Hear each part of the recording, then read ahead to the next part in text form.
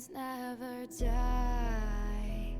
When the world is calling you, can you hear them screaming out your name? Legends never die. They become a part of you. Every time you play for reaching greatness, relentless, you survive. They never lose hope when everything's cold and the fighting's near. It's deep in their bones, they'll rot into smoke when the fire is fierce. Oh, pick yourself up, 'cause legends never die. When the world is calling you, can you hear them screaming out your name? Legends never die. They become a part of you. Every time you bleed for reaching greatness, legends never die. They're written down in eternity, but you'll never see the price it costs. The scars collected all their lives. When everything's lost, they pick up their hearts and avenge defeat. Before it all starts, they suffer through harm just to touch a dream. Oh, pick yourself up, 'cause legends never die. When the world is calling you, can you hear them screaming out your name? Legends never die. They become a part of you. Every time you bleed for reaching greatness, legends never die. When the world is calling out your name, begging you to fight.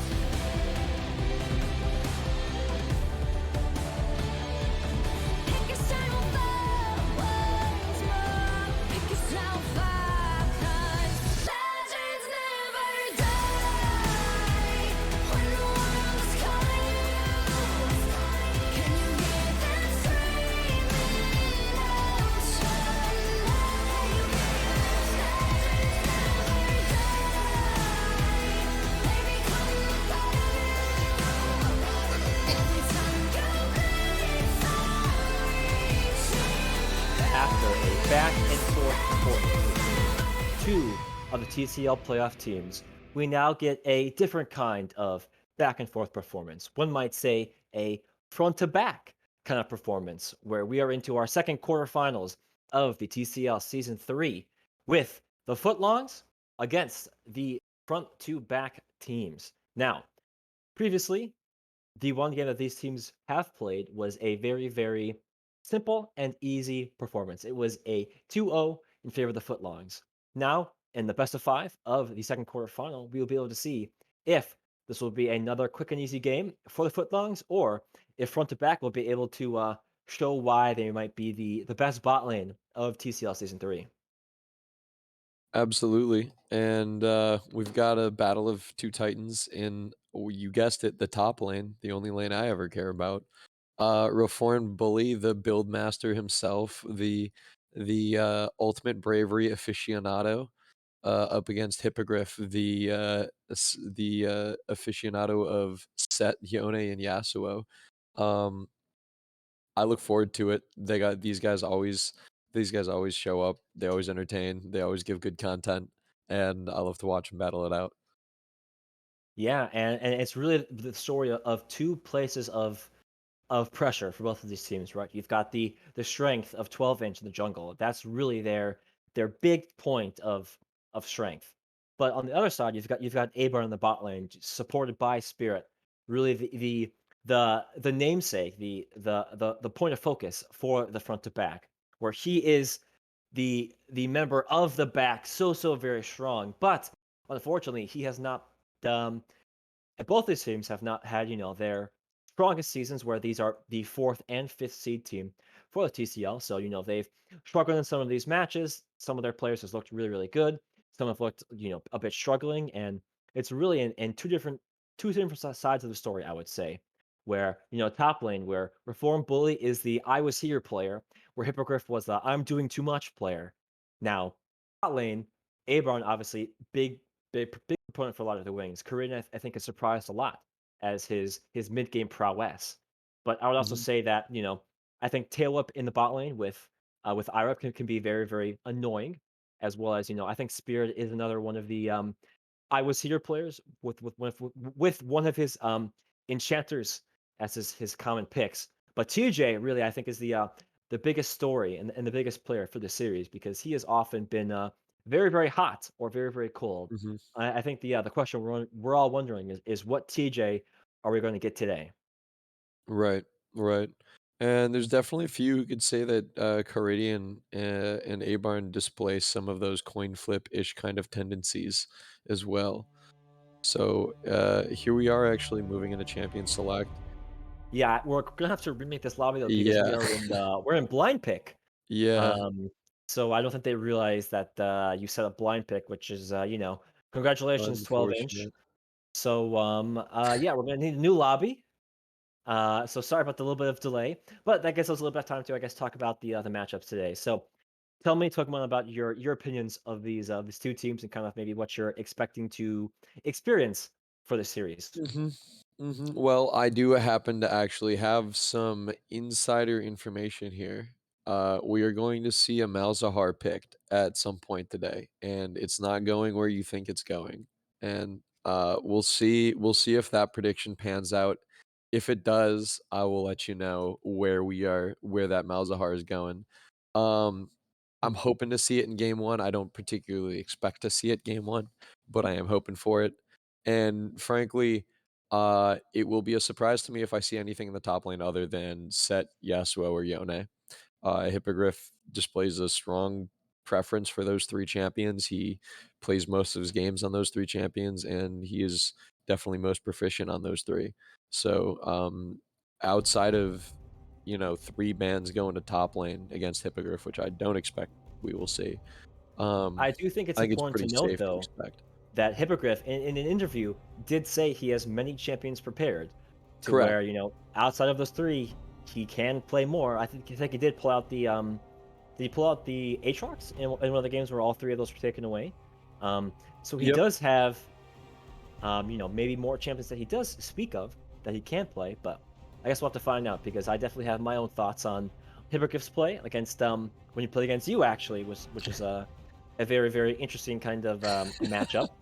But That's for sure. outside of that, obviously, I think it's going to be interesting to see who is really the players of the series and really where is the power coming from because obviously in the series prior we saw a lot actually coming from the top side and the mid lane where really there wasn't much happening bot lane and the jugglers would really be a big proponent for deciding who was the ones to worry about where this series it could be something totally different where I think we might see a little bit more in the bot lane specifically. All right. And what do we okay, and we get a Trundle right off the bat. That's a pretty aggressive pick, I'll have to say, into potentially no tanks, right? Yeah, I mean, quickly going over the bands here, you've got the Lulu, Mordekaiser, and the Nocturne taken away there from front to back, and then the Seraphine, Senna, and the Pantheon taken away there from the Footlongs. Now, the Trundle I think is definitely interesting. First pick, I think maybe that's just trying to be a takeaway from TJ, maybe especially if they're trying to maybe play for some kind of tank your jungler or tank your comp to where you can just steal those stats. So I guess maybe if they think that's going to be fun, that could also be a flex pick. Trundle can go in the top lane, could also most likely will be seen in the jungle. But with the Morgana Ezreal, obviously these are very obvious where they are going. Yeah. And I think it's safe to expect maybe a bot lane pick in response. Yeah, definitely. I think Tailwhip and IREP usually play the same kind of champs. I think the Senna and the Shaco is what you normally expect in the bot lane. So Senna obviously There's a being banned server. away, Silver taken. So I wouldn't be surprised to see the Shaco taken here, or maybe if they want to, I honestly they should pick the Shaco here. Right. RIP obviously having a lot of proficiency on Shaco, a lot of these unique champions here of the meta. Playing a Ooh, lot of different things, but the I'm a big fan of Maokai the actually Maokai. supports. Yeah, I definitely do agree that I think the Maokai support can be just a very annoying with saplings. He can also just provide a lot of utility for his team. So Mhm. definitely going to be fun to see him on that champion. Big engage, disengage ultimate. Love to see that. Makes a real impact in the game, even if as a support, you're behind in gold, XP, whatever else. You still feel pretty relevant with a champion whose kit's that loaded. Yeah, Cassiopeia though will be locked in there for Caridian, one of the champions he does play in mid lane. I Hmm. think you've seen his Victor and his Azir as the two other common picks, but he will pick the Cass, and that means we'll have to see what Alfina wants to pick into that. But heading into the third round of ban or second round of bans, obviously we can talk about how Ezreal has become at least one of the strongest AD carries of the meta currently. I think he's been a little bit nerfed, but he's still very strong here. And obviously Morgana just one of Spirit's common picks. Obviously will be very helpful with the Maokai CC on top of maybe the other CC that Hippogriff or Alfina might have for this game number one. Yeah, and we're seeing that set ban come across, taking one of Hippo's champions off the list. Wouldn't be shocked to see another top lane ban come across. And there's a Darius. Yep, and there you go. That's one of those champions that I did not mention earlier, but is well within Hippogriff's wheelhouse. Yeah, we do see the Kane and the Kindred taken away there from TJ. I think definitely those picks are in response to what Reform Bully is going to pick. I wouldn't be surprised if we saw a tank here, and maybe you left the counter pick there for TJ potentially, or maybe if you wanted to pick for Reform Bully, I don't think he often is really anything outside of a tank player. So they'll be locking in the Olaf here, or actually, Ooh. Lee Sin will be swapped too. So that will be TJ on that Lee Yeah, Sin. It could be a for sure. flex top, obviously, but I don't foresee Okay. Reform Bully playing that. So we'll be able to give him the counter pick to see what he wants Yeah. to pick into whatever Hippogriff wants to play. Yeah. Okay. And this is a potential interesting. Yeah, there's a lot of champions being covered. Okay. Fiora locked in there for Yep. Hippogriff. One of the champions he has played, and one of the champions he does not look good on playing. Let Right. me say, Corki will be locked in there for Alfina. I do really like the Corki. I think it is far along away from the Corki Azir kind of meta, Ooh. but definitely a champion that has a lot of potential to carry late game, and obviously was one of A-Barn's champions he played a lot when he was a mid laner. Now, what I was saying, Fiora is a 1v9 champion, is a hyper carry champion. Um, Hippogriff cannot play this champion. The one time I seen him play the champion, he lost that game last season. Um, I don't think he's going to be able to play this well. Now, into the Malphite, that gives him a lot more priority in this lane. I think Malphite is an okay champion. I think it's fine when he works in the kind of AD comps that has really been set up for him. But I don't really love the draft here from the Footlongs. My take on the top lane is, and I've played against once or twice, and I've seen a handful of Hippo's games on Fiora. He's capable of putting out a carry performance on Fiora. My problem here though is that Malphite is a Fiora counter. That's not going to be a fun lane for him. Hmm. He's going to hit a point where he doesn't get to do a whole lot of anything to Malphite because his attack speed is slowed to basically nothing, and he's getting poked out constantly with Qs.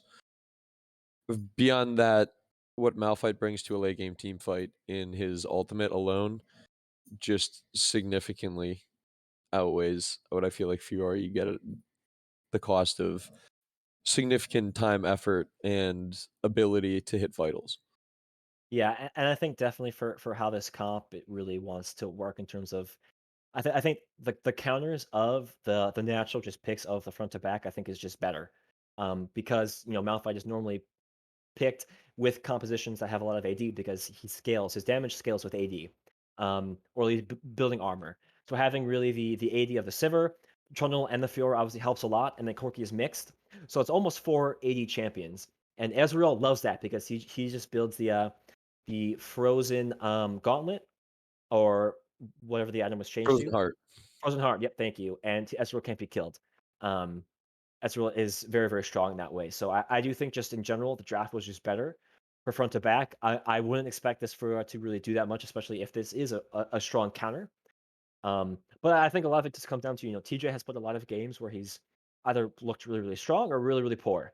Um, and if he comes out with a very, very strong game, gets really, really solid kicks, I think, he'll be able to really provide a lot of support for his team, really knock, important members right into cast to go for, ultimate there, do a ton of damage, or maybe set up a Malphite ult somehow. Or maybe just even be annoying to allow a Malphite to get, 3 or 4 person ult. So we'll have to, I guess, see how this first game goes, because I think this is good to just dictate the pace and the momentum for the series moving forward. Yeah, absolutely. And for my part, I have not seen Althena whip out the Corki before. So I'm curious to see how this goes and what that looks like in the mid lane this game. Curious to see how well they're able to coordinate around the Corki packages, being a significant part of the team's win conditions, right? Yeah, And on for the sure. other And hand, I love to see Spirit of Fate on Morgana, the champion that we've seen him play for 3 seasons. He's always performs well, and excited to see if he can carry A Barn. yeah, and plus that Black Shield provides so much value. Right. Um, there isn't that much CC on the side of the footlongs, but obviously with the Maokai ult coming through, obviously would be good. Looking for maybe a Fiora W potentially that you can counter, but the Black Shield won't get that much value. But obviously, just the value of Morgana is obviously just an annoying champion in general. So definitely, when one of Spirit's signature picks, will be comfortable on it on top of Abar and obviously I think being a carry main.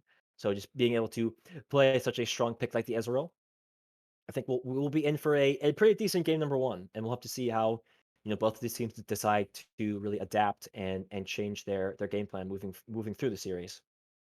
Yep. And as we're loading into Summoner's Rift here, I don't see any particularly exciting summoner picks here. We've got 4 teleports, both in top and mid. And ignites for both supports, heal flash bots, smite flash junglers. And I don't expect that we will see invade here from either side either. No, there's not. I mean, there's some decent CC there for front to back with the Morgana, just letting the Q, the binding. But there's a chance that they don't want to risk such an early start, such a potential it's game number one. Don't do anything crazy. Don't, maybe give the other team an unnecessary advantage. But looks like we're gonna get a quick pause. Obviously, with I think a lot of these players being on land, maybe we just need to get some keybinds set up, get some things fixed. So we'll just allow that to hopefully not be too long of a pause, since hopefully we've got or not hopefully, depending on who you are, we could potentially have a long series ahead of us. Yeah, indeed. And it is entirely possible that this is Abarn finishing off his PayPal um, payments that he needed to make. I heard there was a few that had been sent to ensure content was produced tonight, something along the order of 10 games. So there are a number of people, I think, potentially receiving payments tonight. There's some discussion of collusion. I don't know. We'll leave that for Abarn to discuss maybe after the game. Yeah, unfortunately, I wish I was a part of that transaction, since it's a long time games for us here on the caster desk. So Yeah, we'd be I didn't see anything out of that either, so we'll have to look into that. yeah, definitely for looking for that into the semifinals, definitely. But hopefully, it won't have too much longer of a pause. Obviously, we'll have to get into game number one, see how all these players decide to start off, right? Because I think definitely it's very, very important to set the pace, set kind of the expectation for how you want to play this, to see, okay, who's going to really have the priority here in the jungle? How you guys want to play through your priority that you gain through all your lanes, and who wants to play maybe set the pace for grabbing these dragons and really try to define what the series is going to look like. Because I think we saw how Mordekaiser was a really big um, defining factor of our first best of five, and obviously having the Senate Cho'Gath was another defining factor. With Mordekaiser being banned out, we might be able to see him maybe throughout the series, depending on how these players really want to adapt and maybe things that they just don't want to give up. But plus time going through, and we'll be able to get right here into the 5-point start. Yeah, a lot of exciting stuff. I think is probably going to happen in the next 45 seconds. I hope we're able to catch it all. Yeah, it's just a frozen screen on my end, so I'm just gonna quickly reset here. But hopefully we are Yeah, for a bit of same an here, action. actually. Hopefully the yep, there we go. Bit of a fix there, but we should be back into the game. Like you mentioned, nothing really out of the ordinary here from the start of all these players. Hippogriff did decide to go with the Doran Shield, obviously with the counter matchup. So we'll have to see how maybe there's going to be a focus with TJ there, or maybe if Hippogriff is able to, play well, or if maybe Reform Bullet just comes out and smashes that lane. We'll have to see what happens. Yeah, this should be, like I said, this should be. I mean, not a really super interactive lane for the side of Hippogriff here. I was hoping to see a different pick this game from Reformed Bully, but given that it is in fact a best of 5 series, I have not given up my hope of seeing a spicier pick than Malphite. Yeah, maybe he pulls something out here as maybe it gets a little bit more tough for them, or maybe he just wants to have a little bit fun if they maybe go up 2-0, right? Maybe wouldn't be surprised if this would be the team to do that. Um, Yeah, absolutely. but level 1, I guess Hippogriff will get a little bit of the advantage with those obviously the vitals, but Reform Blade will definitely have a little bit more of the agency as the game goes on. But obviously, very, very important here in the mid lane is that the Corki is a very, very good scaling champion. So Alfina will have to play this slow, make sure that he does well because he will be a huge factor heading into the later stages of the game. But nice spawning there, landing onto Tail Whip, gets about half of his HP, pops the potion there. And also, I guess it's important to note that Tail Whip did not start Doran's Blade. He went with the longsword and 3 pots. So we'll be able to Yeah, maybe sustain himself a little bit longer into the game, knowing that, this is going to be a pretty strong poke lane on top of the, CC that Spirit of it fake can land on top of the W. yeah, and Reformed Bully using the vaunted wall strats against Fiora. Just keep the vital to a wall. She can't auto attack it. Big brain stuff up in the top lane, I'm telling you, man. Yeah, huge. But right now we've got not much happening. STJ unfortunately does not land the Q there, so no threat of I guess a summoner burns here. Um, the We are one thing looking that at two definitely junglers. One thing definitely that's important here for the bot lane at least is how IREP decides to use his sap lanes. As actually Alfino will be here to support, forces the flash out of TJ. So that will be a good job there. IREP though is pretty low HP, so you'll have to be careful here. It does still have the flash, but it definitely is very very important to play around the saplings of your champion because you can provide a lot of value with just the consistent damage you can put out and how obviously Taylor can be throwing out the Qs. So being able to really slowly poke down your opponents as they kind of want to do the same for you is probably going to be the name of the game here down in the bot lane. Yeah, and a flash coming out from Caridian. I think maybe not realizing he was out of mana there, as he does not have the follow-up with any abilities to really go on to the Corki there. Yeah, so that will be down. Obviously, Alfino still with his flash, obviously already having burned TJ's flash. So sort of difference definitely in favor of the footlongs, but long series to go with a lot of time. So we'll have to see if any of these junglers decide to capitalize on those blown summoners as TJ. Looking for Hippogriff here. See if he can land anything, but the wave there for Hippogriff obviously is going to help a lot. TJ holding on to the Q. Won't be able to do that much damage. It actually goes in. Flash burn for Hippogriff too late, but he will be able to trade back with TJ, so 1-for-1 is not too bad at the end of the day. Yeah, So definitely wishing he had the flash there, right? yeah, definitely wishing he had the flash there. So a little bit of paying it forward there for Hippogriff, as he will be able to most likely TP back to lane, not lose too much here. But Hmm. he at least gets one back in response and doesn't let this lane get too out of hand. Obviously, being in that counter matchup. Yeah, and you know what Bully was running into there is the danger in this matchup between Fiora and Malphite is Malphite does have a tendency to run out of mana, especially if he's spamming out the abilities and trading frequently with the Fiora. Yep, definitely can burn through his mana pool even with the Corrupting Pot to assist. So getting his team to support him, making sure he can get him to the late game, especially because he can be such a threat and a really great front line for front to back, being obviously part of their namesake. So just getting him to support with obviously the help of TJ, definitely not too bad of a way to start. This is looking not great for Reform Bully in the top lane. Yeah, it gets the support now from 12-inch for Hippogriff, and that is a trade kill back. So definitely very, very nice for him. But cross-map TJ is on the dragon, so he will be able to most likely secure the first dragon here. So maybe Infernal they'll be on Drive their way going over. to yeah, maybe they'll be on the way to the Soul win con. Definitely would be good depending on what kind of dragon they do get. As bot pro here might be having them rotate up, so TJ will have to be careful, but Dragon pretty low HP, he will be able to smite that away, and that will be Infernal going over to the front to back. So I don't know off the top of my head. I'm not sure. Maybe you remember better. Is that the third Infernal first game we've had? Tonight? I don't think I can remember specifically all the dragons, but I think Infernal has been one of the first ones. As we do have a fight here in the bot lane. Spirit of Fate will be burning down. Does get a great flash up from Tailwolf. Able to take down Spirit of Fate as he tries to flash away, but can't really get away in time. So a really, really just great 2v2 there to start. Yeah, and there's that Maokai just loaded kit, just putting out ability after ability to keep them from disengaging fully. Top And a side, big though, seems like counter gain. another fight going on. This 12-inch will fall, but they're not done here. Trying to get down Hippogriff. Does not have the flash, but he will be able to dodge out from the Q. Alfina will be rotating up, so they should be able to get him alive, but that's another kill for the front to back. Yeah, that's a good counter gank, right,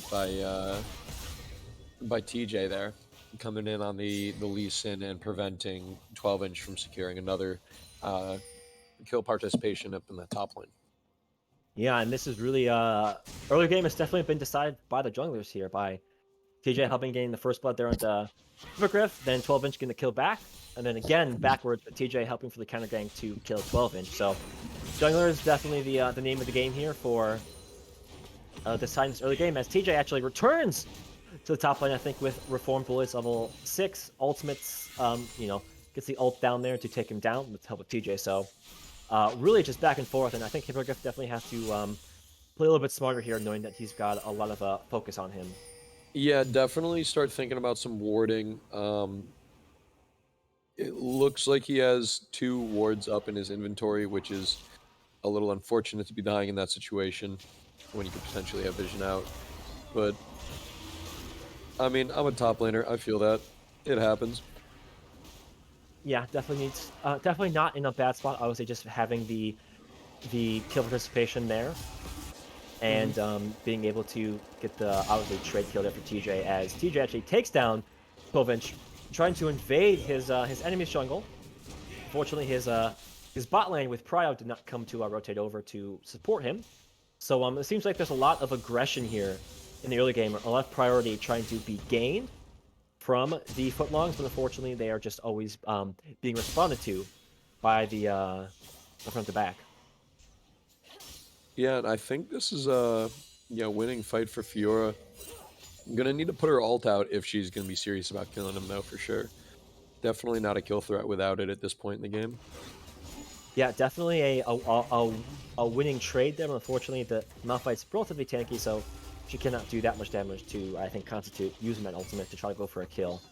But at least try to force the Malphite back to try to grab control of the wave, and to push that in since it is a relatively big stack to wave. But bot side obviously with the kill that going into the favor of Tailwhip and IREP, definitely a point of strong suit, because you can see obviously the natural CS lead that IREP has with the Targons, and definitely surprising, at least for me, because I would have guessed that the Ezreal and the Morgana would have had the the advantage here in the 2v2, but with a great 2v2 kill there from the Sivir and the Maokai definitely flips that on its head.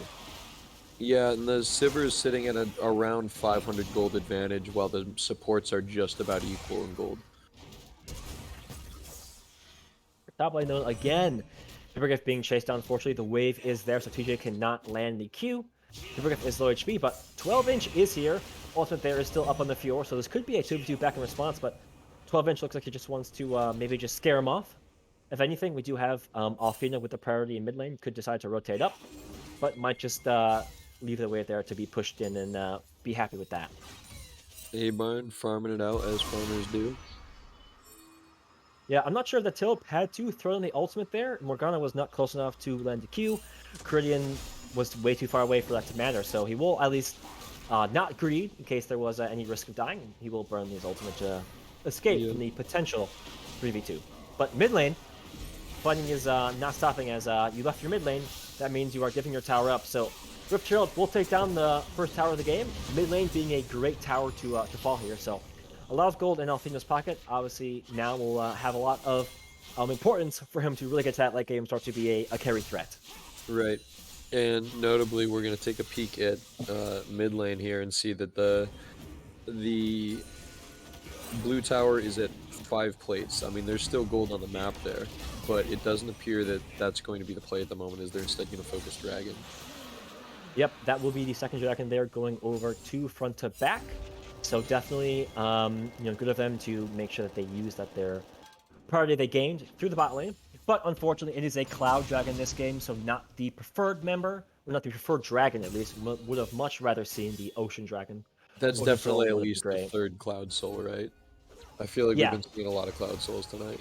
Yep, Cloud Souls and Ocean Souls, I believe, have been the three we've seen the most, or at least the two we've seen over the course of the 5 games. Yeah. So, it seems like we're not going to step up or stop with that. So, Footlongs do not have to worry that much We got a about not package, having right? any jungles, but Do we have a I'm not package at the moment? too sure. We'll have to see in the mid lane. We do have a package, yes.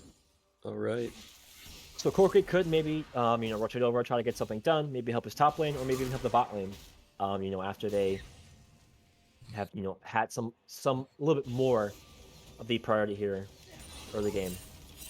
Yeah, that Corki package is definitely a threat for this Cassiopeia, who would potentially need to extend a little ways in the lane to farm. But instead, looks like he's going to push it down. Corki obviously already has the complete first item there with the Divine Sunderer, as the Cassiopeia does not, even though he is ahead in CS. Korean just about just about 10 CS actually ahead. So not too bad that Corki could definitely do some damage. But TJ again returns to the top lane. Hippogriff still has the W, does throw the W down, does get the parry there for TJ. We're just trying to get some trade damage back. Actually gets a good amount of damage. Ultimate's still available for Form Bully, so it has to be careful. But we'll be able to stop any potential gank fear, as Corki is now rotating down. Ultimate does get popped for IREP, only is able to not actually catch the edge roll because of the good black shield use. But that tower is very, very low HP. Ooh, flash for Avon with a great ultimate there, layered up. We'll be able to shut down Tail Whip. Cannot chase down IREP though, as it's a great response there. As TJ now has the ultimate there thrown on him. W will not be able to catch, as that does stand up Reform Bully, who will flash over the wall. Did burn the ultimate there, I think, to try to save TJ. So Summoner's burn there. A nice riposte by Hippogriff on the Fiora. Yeah, and now here is gold lead is actually still in the favor of the Footlongs, just simply based off of their CS differential.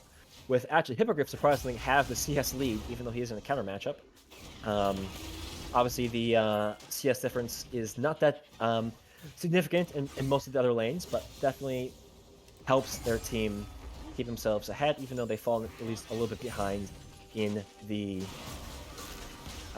kill department. Yeah, and this Trundle isn't doing a whole lot to this Malphite, if we're gonna be honest here. Just kind of like he's hitting a rock with a club, you know? Yeah, it does get an important dodge, though, because if that Q did land, that could have been a potential kill threat for onto him. But just tries to push him off, maybe push that wave in to help out Hippogriff. But here, really, at 50 minutes, we've kind of had a little bit of a very impactful early game with TJ and 12-inch really having a lot of focus in the top lane. But here, as we get a lot later, it's been a little bit less active all around the map. And it's an interesting spread of pressure, right? Because the side of A Barn over here on front to back, they've got 2 dragons, right? And they got a 2-kill lead. But on the other hand, you have Dad's After Dark, and they've got now a 2-tower lead and a gold advantage on top of it because of that tower lead. Yeah, So Dad's kind of After a split pressure here. Yeah, actually, I think Dad's After Dark has a full tower lead since their game is in the semifinals. But Footlong definitely is enjoying their lead that they've gained now, taking that bot turret. Tries to pop the ultimate there on Tillip to try to chase down A Barn and Spirit. Can't really catch them though. But this early game kind of tempo is definitely in favor of the Footlongs. I think definitely showing why they had a 2-0 game in their history in the regular season. But it's definitely not too bad for front to back since they've got 4-1 TJ. 12-inch here trying to run down Kurdian, but unfortunately cannot really catch up to him. Kurdian still has ultimate and flash. TJ there to support. And obviously this Malphite, when he gets to late game, will definitely be very, very useful. But as this third dragon is spawning, and looks like that the Footlongs want to set up for this. So TJ actually goes in, but doesn't realize that there's a lot of members here. Ultimates thrown down there by IRIP. TPs from both sides coming in. This will be a 5v5 as Hippogriff is going to back and then shortly TP in. We'll be fighting over the third dragon. Footlongs do not want to give soul point over to front to back, but this is definitely going to be an interesting fight if they can get a good Malphite ult, followed up maybe with a good Caridian ult. But TP coming through for Hippogriff, maybe going for a flank soon after his Q, going over the wall. But looking like everyone's just kind of grouping up, just kind of maybe just getting some poke damage, waiting for maybe one of the other teams to really engage. As 12-inch, half HP, we'll have to be a little bit careful. These team members are grouping up, so Reformed Bully could look for a flash ult, but Spirit of Fate will be engaged upon, does throw out the ultimate before just going to stasis, but he will most likely be falling here to Alfina. As Reformed Bully will get the ultimate onto not too many members, as there's a lot of damage coming through. Alfina will get 1 flashes over the wall away, actually takes down 2. Double kill there coming through as Avon is just alone to himself. Korean does get a flash ult. I think he takes down 2 with that as the double kill does come through. Alfina still very, very strong as TJ does take him down before. We do have Tillip trying to get something done. He does take down Caridian as Irip is the last here with TJ. So he will be able to actually get this dragon if he wants, but TJ will be trying to take down Irip. Level 9 to 11 definitely favors TJ as Irip actually doesn't really dodge. TJ just misses the Q. But Irip might be able to stall long enough for his team to respawn, get back on the map, and try to stop the third dragon. Actually, his ultimate gets cooldown gets reset back into the fight, so we'll be able to stall a little bit. Spirit of Fate, though, is back on the map. 12-inch is running back here, so the dragon is being taken down very, very slowly, but it might just be fast enough as the TP from Caridian does come through. 12-inch is here. Maybe trying to look for a smite steal, but unfortunately it might just be a little bit too late as respawn timer is just better enough for front to back, and that is a 4-for-4 dragon taken soul point in favor of front to back. But TJ oversteps his welcome. TJ pulling a TJ blunder, as you would have it. Unfortunately, does give his bounty away to the Fiora. So what could have been pretty decent for the side of front to back just gets a little bit more in favor of the Footlongs. Yeah, and this game is looking like it's leaning. I feel intuitively kind of like it's leaning in favor of front to back, but I'm looking at this gold advantage in favor of the Footlongs, and I'm waiting for them to start just like clean winning fights. Yeah, I think definitely the way that the fights are going favor front to backs, just because of their early game start, kind of like shutting down the Fiora, and 12-inch kind of getting those overstep deaths. But at least overall, just individually, it seems that players of front to back, or sorry, Footlongs, are just getting the natural advantages with their gold lead. That was a really, really close fight. I think it was very, very well played there from the Footlongs. Obviously, Caridian had a really great ult that shut down 2, and then Tillip was almost able to kill out the rest. But I think, if his gold lead does stay as it is with 3k in advantage of the Footlongs, and they're able to get a little bit more gold, they might be able to, win this Soul Dragon fight. And even if they do lose it, it's only a cloud, so it couldn't be wouldn't be the worst thing in the world. But definitely, I was a close game regardless. Yeah, and I mean that's the kicker, right? Is this next fight is going to be at the Dragon, and that's where I think probably the fate of this game gets decided. Because I have a hard time seeing Footlongs retaining a gold lead after losing Soul Point, wind or not. Definitely with the kind of stats that get you ahead as well. That kind of add to the gold lead. Invisibility in the invisible gold lead, you would say. I think definitely the Cloud Soul will definitely bring a lot of favor and kind of advantage onto the side of the Footlongs. But I don't think it's a done game in any factor, just simply because of how the gold lead has been consistently in favor of the Footlongs. So I think it just makes their job of execution a little bit more difficult. But at least for right now, they've got just about that still same 3K gold lead, looking for advantages and opportunities across the map. Forcing TJ off of the Rift Herald, and we'll have to see how the rest of this game does decide to go and sees who gets the next pick, who gets the next dragon, and who will be able to take this first game. Oh, really good pillar. Yeah, really great pillar. Spirit of Fate though does have the spell shield though to be able to get himself away. So we'll just be a little bit scared, I guess, to start here. But for now, they're just going to be obviously getting as much gold into their pocket as possible to be able to allow themselves to have a strong fight here for the Soul Dragon.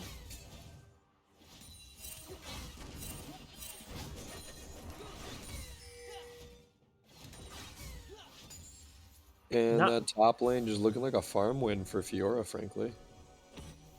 Yeah, definitely Malphite just looking to scale up here, kind of get as much armor into his pocket as he can.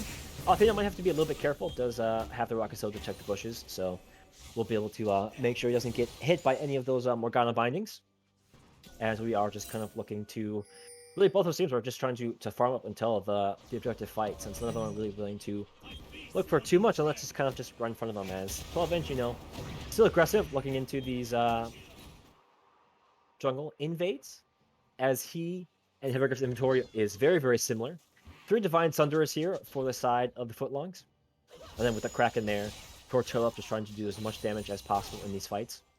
And Tillip obviously doing very well right now, is out farming A-Barn, has the 2 items already, so definitely doing better here. Obviously TJ has done a lot of the work to keep his team in the game with his 2 items of his own. Reform Bully now is working on his mythic. He's halfway through his mythic after following up a Thornmail first item. Yep, working towards the Sunfire, as these teams are just trying to grab some vision here in the bot river in preparation for the dragon. And But that's a Arif has flash joined- coming out from Bully. Actually, TP now into the fight, as he will have his ultimate available for maybe anything here. Hippogriff also has his TP as well to join the fight, but that is a catch on the 12-inch, and he just dies right before the dragon, as Alfino just dives into the backline without any follow-up from his team, and that's just kind of 2 deaths in a row for no reason. Ultra there from Arif is just too little too late. Hippogriff has joined the fight, but I guess there are low health bars here for front to back, so they will have to be careful. So this fight is not over, but I mean, those are 2 unnecessary deaths that were just uncoordinated, as that's a great flash there. Hippogriff will be able to take down A-Barn, as actually Caleb gets the Caleb participation. He is not done trying to get some damage there onto TJ. TJ flashes the wall. Oh, no. Cannot get anything there. Tillip with a great Zanya. Korean will die there. Reform Bully cannot do anything but watch as he follows the Tail Whip. Spirit of Fate does get a great binding there. We'll be able to take down Tail Whip. Hippogriff will be able to get the Honey Fruit. Spirit of Fate is the last member here, low HP. Wow. But that is a 1 fight, even though it looked really rough to start there from Footlongs. What a fight.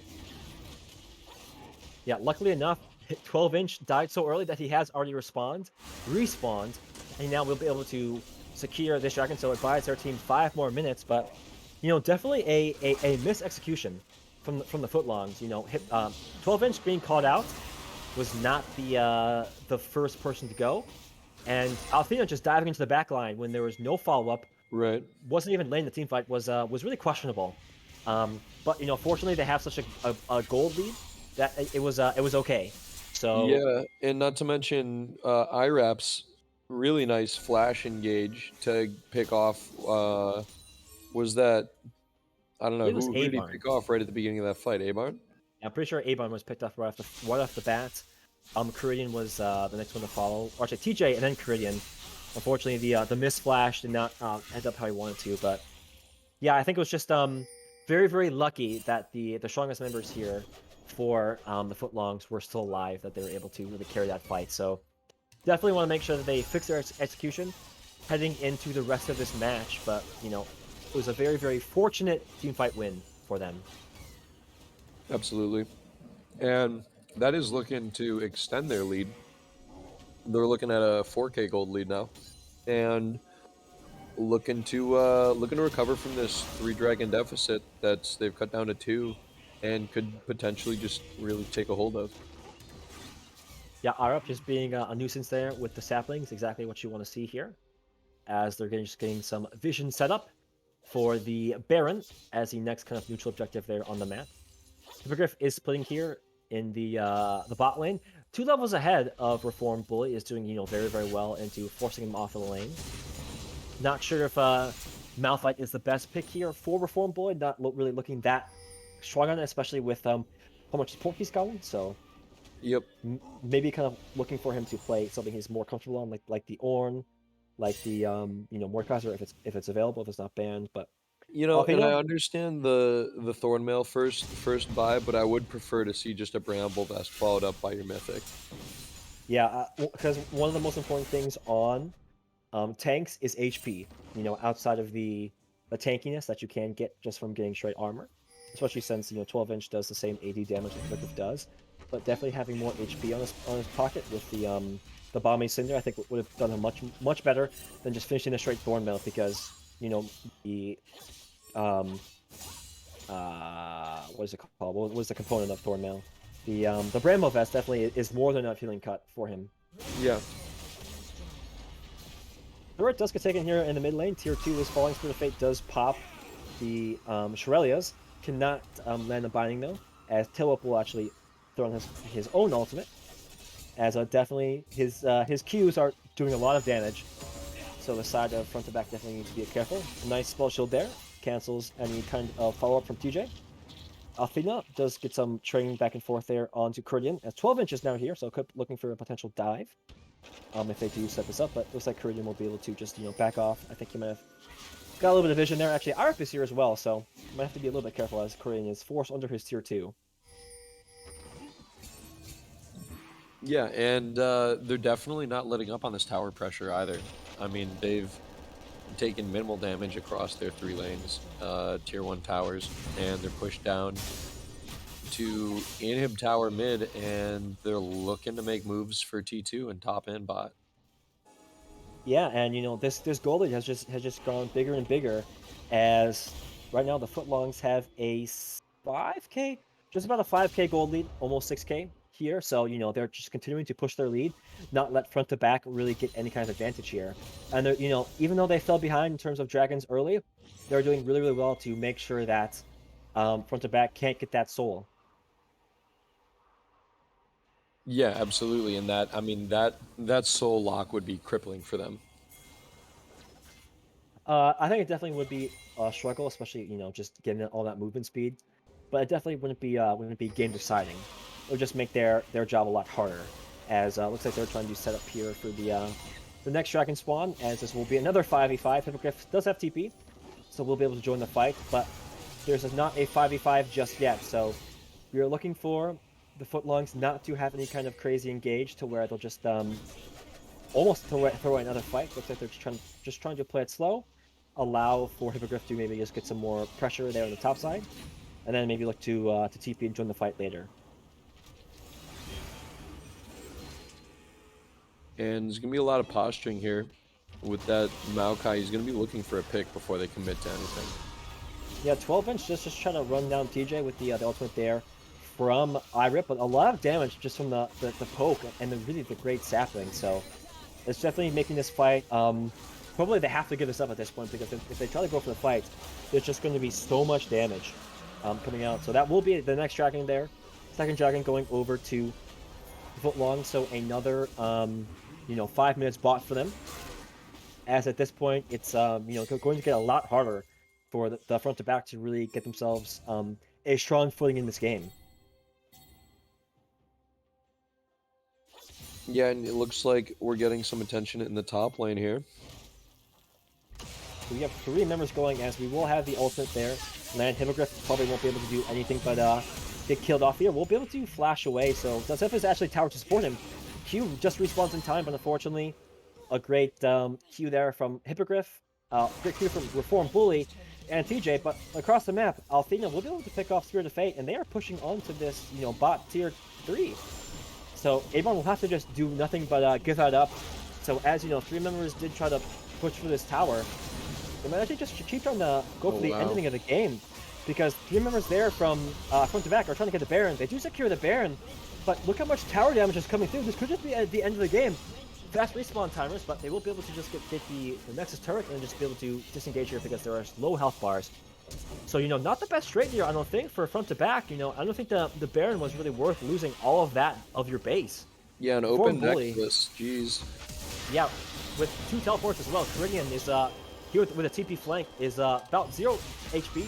Should be able to fall here to Althena. Althena is doing a lot of damage here, as Tilip is actually doing a lot in response. TJ is now here, but he will have to run away because of how much damage is coming out. He does land on Tilip, really great spell show to use as he's getting a lot of damage done. Althena coming in with the TP there, I think, for Hippogriff joining the fight. Great kick there from Althena, but the CC coming out from Areb's ultimate, and Hippogriff will be able to shut down TJ, and this could actually just be the end of the game with so long of death timers. Abar and Spirit of Fate are the last ones alive, but Abar has only got 2 items. He's got a long way to go before he's really going to be a threat here, but looks like they will be able to stave off any kind of fear, but definitely was not the team fight that I think the front to back wanted it to have. Yeah, no, that was wild. That was an interesting, in a sense, base race kind of trade between Baron and getting back to try to save any of their Nexus towers. Hard to say whether they won that or not, but it's kind of hard to look at an 8-0 tower difference and say that they won that. Yeah, especially because they just lost 3 of their Barons, and they only got, I think, 2 in response, or two kills in response. So that's definitely a favor for Footlongs, because I don't think that was even a 5v5. And these champions and these players are just so strong, and they really have never let the front to back get to that same point, right? The gold rate has consistently at least been 3k. At least now it's been almost 6k. Almost been 7, but Irep just did some damage there on Spirit. As Hippogriff is now here, so we'll have to be careful.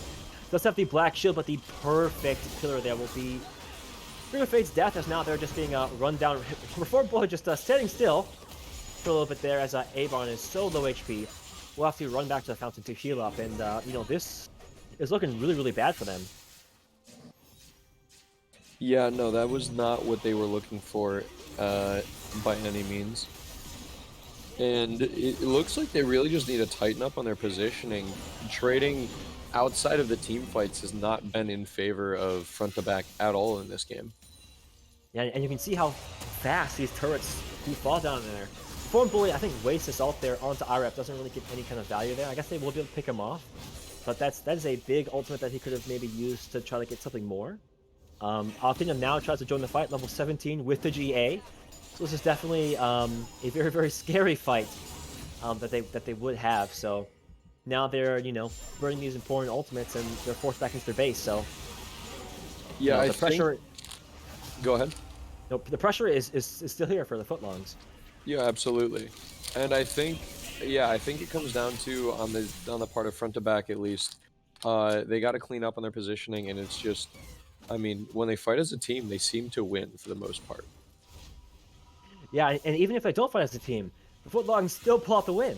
Even if, they get 1 member or 2 members picked off, or if they're, put in a 3v5, their gold lead is so massive that they still win. So, I think it says a lot to, how they play around their disadvantages in these fights. And I don't think, front to back is really playing these fights as well as they could be.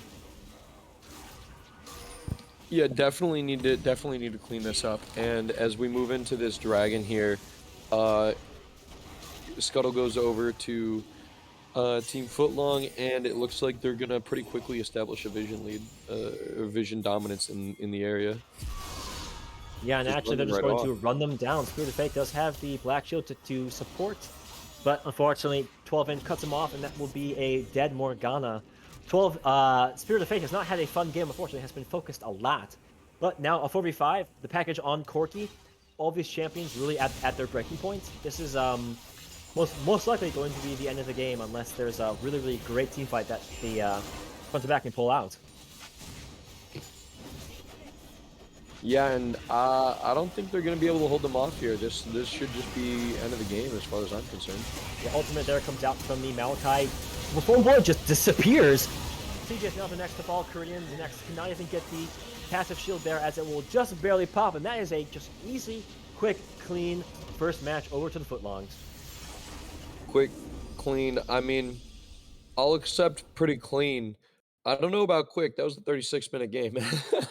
No, well, like I said, it felt really quick with how, I think just the Footlongs, really kind of lost that early game kind of priority and kind of just let Hippogriff and 12-inch get kind of run over, with CJ doing Yeah, a really good job of going for invades, going for oversteps. But from there, they really could never find any other advantage. The 2v2 of the Footlongs won out. Alfina did super well getting into this game. And in a counter matchup, the Fiora on Hippogriff just did a really good job of continuing to push the lead and get those silent advantages. And it was just a really clean game, I would say, all around. yeah. I mean, excluding their early jungle dragon pressure, which I mean, granted, if you don't lose the soul, it can be excused, especially with winning the game. But I mean, Hippo establishing a 70 farm lead over reformed bully. That's just a lot of gold in pocket for bring into a team fight in the late game. Yeah, and definitely going to be, I think, a little bit tough now heading into the rest of the series. Again, I don't think the Malphite pick really was the right pick for a form bully. I would love to have him to have him be on more standard tanks. I think I think the Ezreal and the Morgana was fine. I think they just really need to think about how to be more proactive for the rest of the game, since after the early game they weren't really able to do much. After they got the 3 dragons, it was all the Footlongs. Um, and obviously, we have a long series ahead of us, so we'll have to see how they adapt. But we're going to go to a quick break as we get set up for game number 2. So stick around, and we'll be able to see if Team Front to Back can bring themselves back into the series.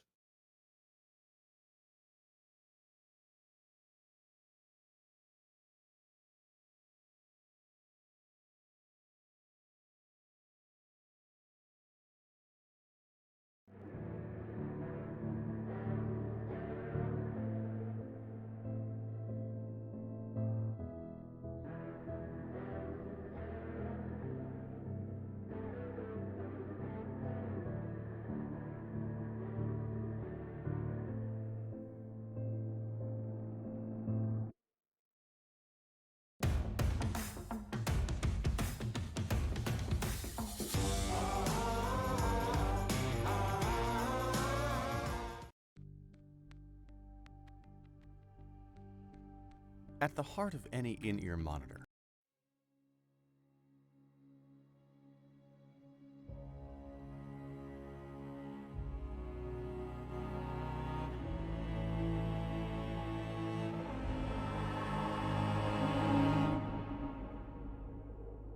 As a child, you would wait and watch from far away, but you always knew that you'd be the one that would while they all play.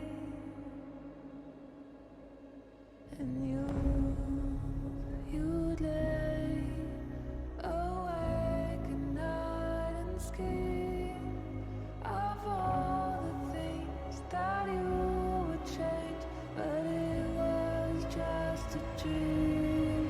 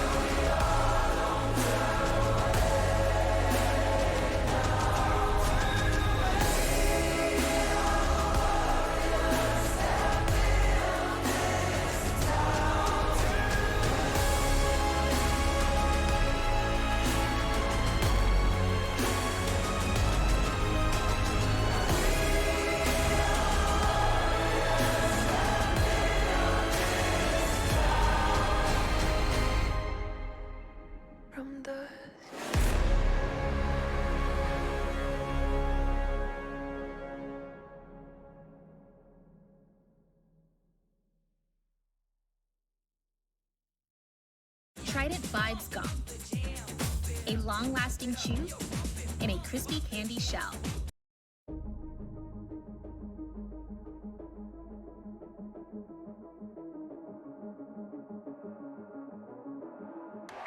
Welcome to the world, no heroes and villains. Welcome to the war, we've only begun. So pick up your weapon and face it.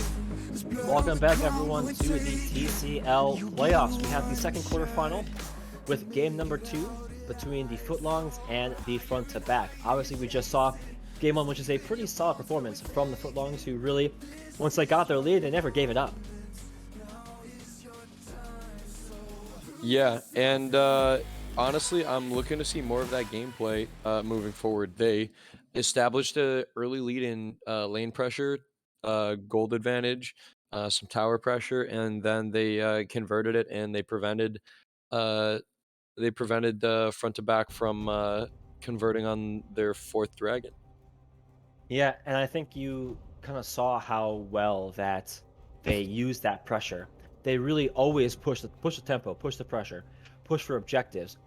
Even if it looked a little bit rough at first with, maybe some bad team fights, maybe some missed execution, they had such a natural goalie just from their individual strength as their laners and in the 2v2 bot, to where even if they were behind, they were always able to somehow pull it out and win out. Yeah, and we're seeing some similar bans coming out this time with the Mordekaiser, the Lulu, Seraphine, Senna. Yeah, I wouldn't be surprised if we saw a little bit of a different draft here from front to back. I think, again, topside, I think they need a new champion. I don't think Malphite worked out. He really didn't provide any value. I do think, obviously, we need to see more of TJ really finding those proactive plays and the rest of the team really playing around with that. I think Korean needs to be a little bit more unlocked. I think him being able to really affect the map more, since I think Athena kind of had the more ease of ability to do that just because he had obviously the package to really reposition him. But it's a very similar start for this game. You've got the same similar bands, but this time the Trundle is going over to the side of front to back. Yeah, and another prio pick Trundle. Love to see it. And good to mention the fact that we actually do see a side switch here as opposed to our previous series. Yep, we will actually be able to see these teams on different sides, and I assume that it's probably going to be Impactful in the draft. Yeah, and especially I think it's going to be more common to see them switching sides, Mhm. because I think the first pick is going to be much more important for at least the matchup between these two teams instead of maybe the matchup between how we saw our previous quarterfinal. But rounding out the first round here, at least for the Footlongs, is a little bit different. We haven't really seen this from them, which is the Ash and the Xin Zhao, which is I think new champions. I've never seen them play. Yeah, I'm excited to see where this goes. I really want to see. I'm not sure what I'm looking for from Spirit of Fate. Last week, or rather last series that we saw him playing, we saw a lot of Nautilus picks. In fact, I think we saw Nautilus picks across 3 games, and he looked really confident and really ready to go in on those champ. I'll take a Bard though. There we go. Yeah. There we go. Super. Much prefer a Bard. I love the Bard. Yeah, super great to finally see Spirit's Bard come out. They do take away the Sivir this time, so it will be a Barn Sivir. So I will be very excited to see them have maybe a little bit more priority in this 2v2.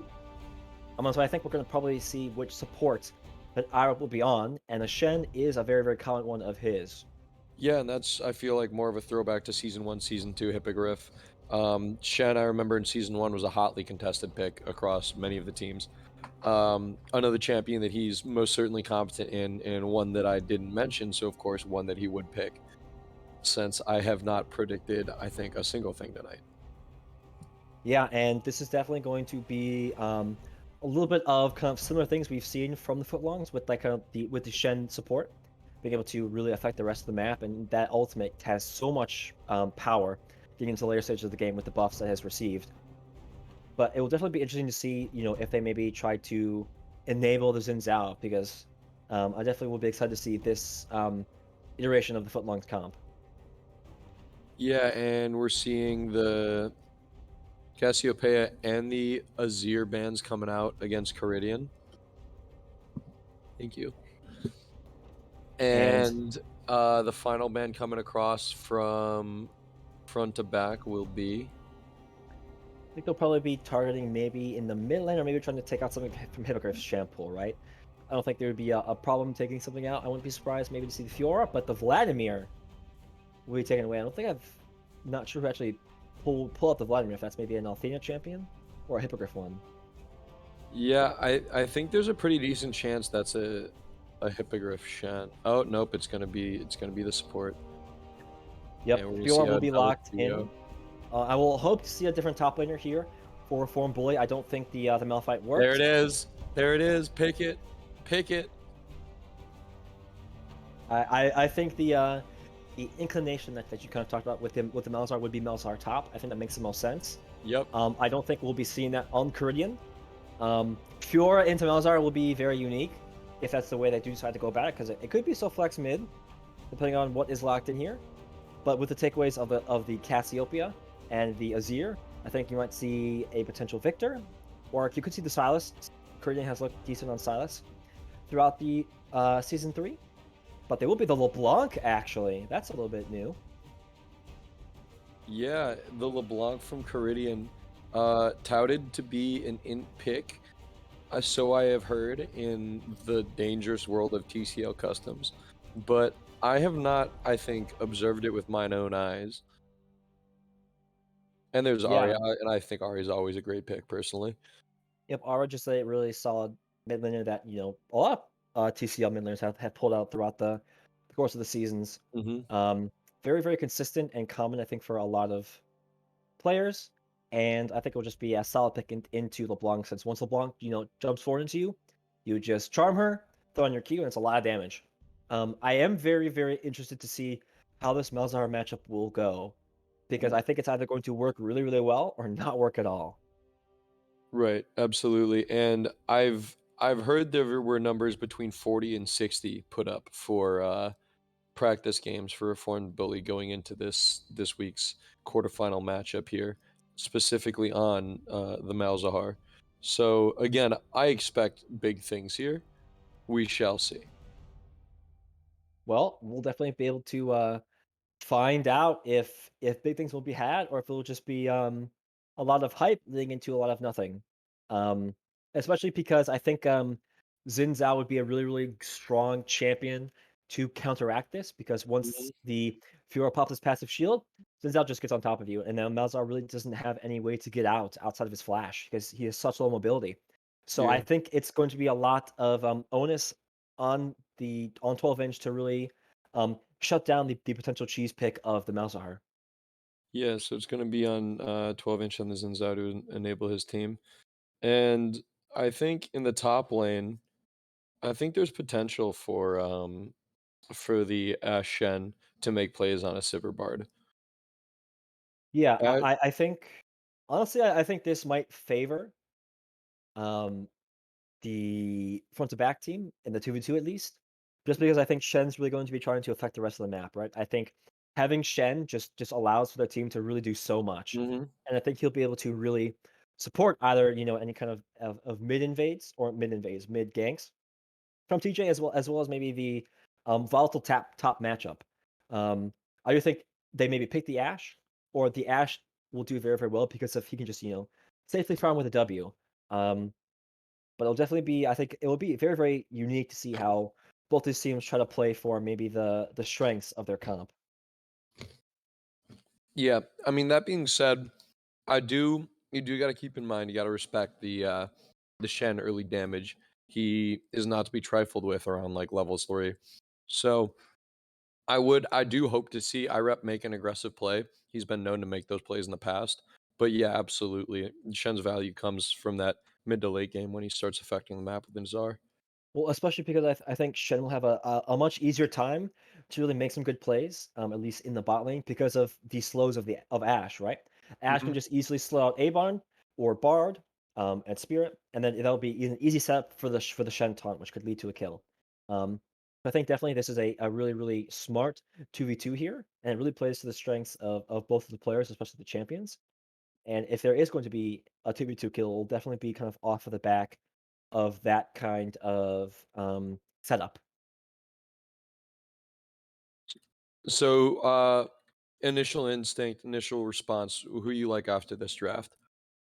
I think I have to give it to the footlongs, to be honest. I don't Okay. know enough about the Malzahar, and that's really, I think, where a lot of my issues might come in.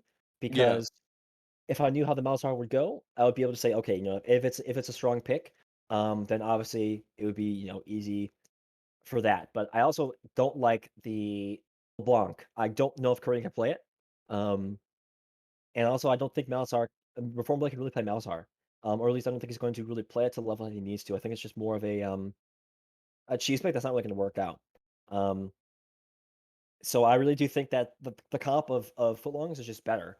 And I think they're going to, even if they fall behind to some regard, I think they're just going to be able to really just come out and have another strong, solid showing. But who knows? Maybe it's the pop off from Maybarn.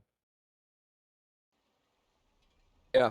And as we load in here, we're gonna get right into a pause. And I'm taking a quick look. I don't see any summoners really standing out to me here. We do have Caridian with Ignite as opposed to Althena's teleport, giving a 2-to-1 teleport advantage to the side of footlongs. Yeah, I think definitely just makes sense for the nature of the champion. Um, because if this does go to a late game, Korean will have a lot of potential to just jump in and burst someone, right?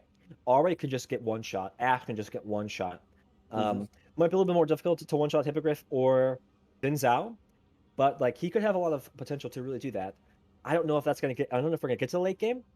This could be another kind of standard game where it's kind of just mid game, where you get 25, 30 minutes. I wouldn't be surprised if that were the case. Um, but now that we're getting through the pause, issues have been resolved. We could actually see some kind of early game invade, since this wouldn't be too bad of an invade from the footlongs.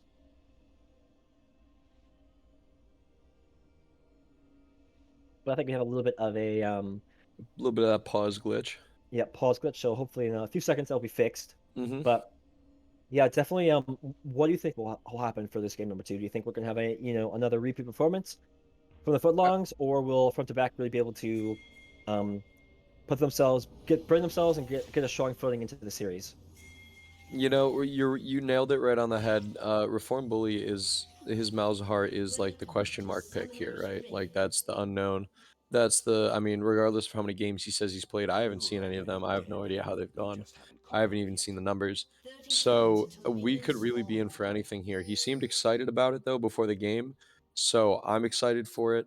Um, I do worry about that Zinzao though. He's gonna have to be very careful about his vision and map awareness in responding to the potential threat of a 2v1 into his lane.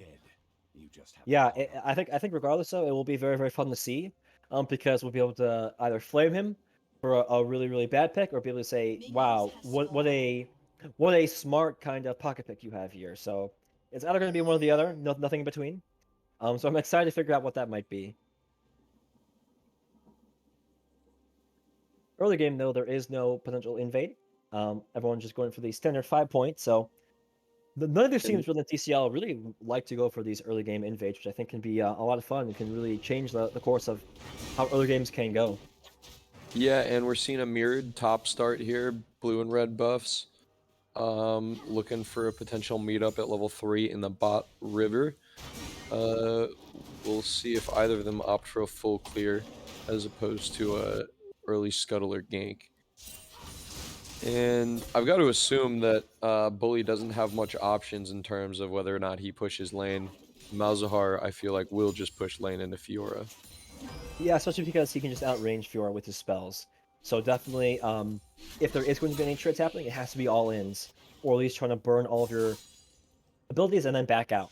So I think it will be necessary for 12-inch to really support Hippogriff if they really want to try to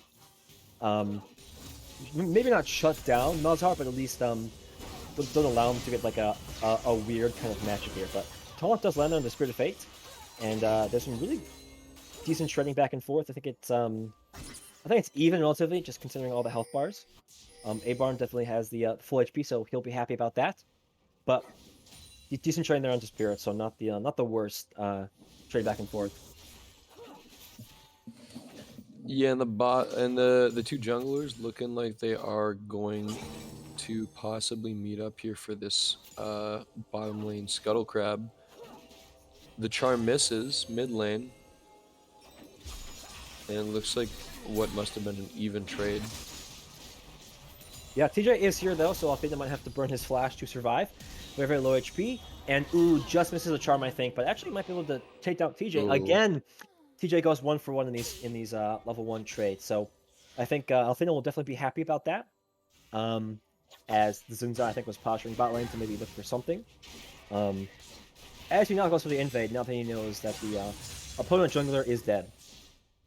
Yeah, and getting some nice juicy chickens, and then moving on to his Scuttle Crab, and it looks like pinging for some help from his top and mid laner to ward out that top Scuttle Crab. Looks like he's gonna look for the double. Yeah, definitely would get 12-inch off to a really solid start. We do have the Eternal kind of already here in the river, but I assume maybe actually 12-inch might be looking for something, knowing that the Eternal would come, but is able to secure the scuttle there. So we'll be him off to a much stronger start after TJ not only having died but also blowing the flash. So we'll definitely need to I think I do like TJ Looks going for like- those aggressive plays, and Ceridian actually just soul kills Alfina. Looks like Trundle was there on the help. Actually, I think there was an assist coming through. There might be, because he does have an assist and there's only been 2 kills, so it is a 2v1. Ignite was burned there from Ceridian, so it was a good job to repeat gank once the flash was blown, so maybe a little bit overzealous there, but no mana here. Unreformed Bully is looking a little bit scary here, but does have the flash. Hippogriff does not want to force anything else out, but at least we'll be able to force Hippogriff, we'll be able to force Reformed Bully out of lane. Yeah, and this is a big wave that Tail Whip and IRAP are trying to crash into the tower here. And they're going to have some lane pressure for, I mean, not an early drag because their jungler's top lane, but looks like they're ready to establish that pressure as soon as 12-inch wants to make a play for it. Yeah, Hippogriff is doing just fine. He is a little bit ahead in CS just because he did force the back, but is low HP, so will have to be forced to TP and get back to lane. So 12-inch is here, is level 4, so I don't think he's going to be able to do too much. But actually, it's a good knockup. Is doing a lot of damage, forces the flash, but if he lands a W, could be looking for the kill here.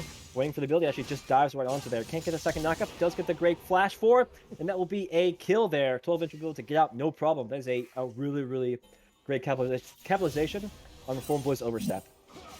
Yeah, and the question is, will front to back make a play for the dragon in time, capitalize on him being top lane? It looks like instead we will see a counter gank bot lane. They must be expecting it, I'm sure. And here it is. Yep, they do have all of their summers up, so this could be just a fine play. The taunt has come through. RF is no worries, has the Q shield, passive shield to keep him alive. So Tailwhip actually does get a really, really good trade there on the Spirit of Oh, Fate. wow. Flash right. IRAP gets the kill, the 2v3. And A-Bar now might be the next one to die. As Pilvish is trying to run him down, get the slows there. The shield comes forward. TJ though, very, very low HP. Yeah. Oh no. Unfortunately, they did not really have any good communication there. Tailwhip, unfortunately, might just barely gets the kill there. Dodges out the Q from A-Barn.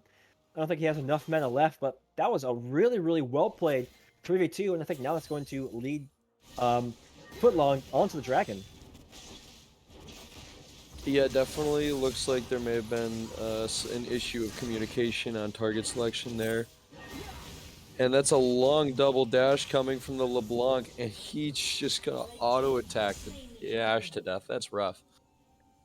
Yeah, well done for Creighton, obviously having a strong start here on the LeBlanc, so obviously is proficient enough to be able to pilot this well, is able to shut down 2 members, so a good back and forth from one member dying and they're getting the trade. So at the end of the day, gold is actually back to even.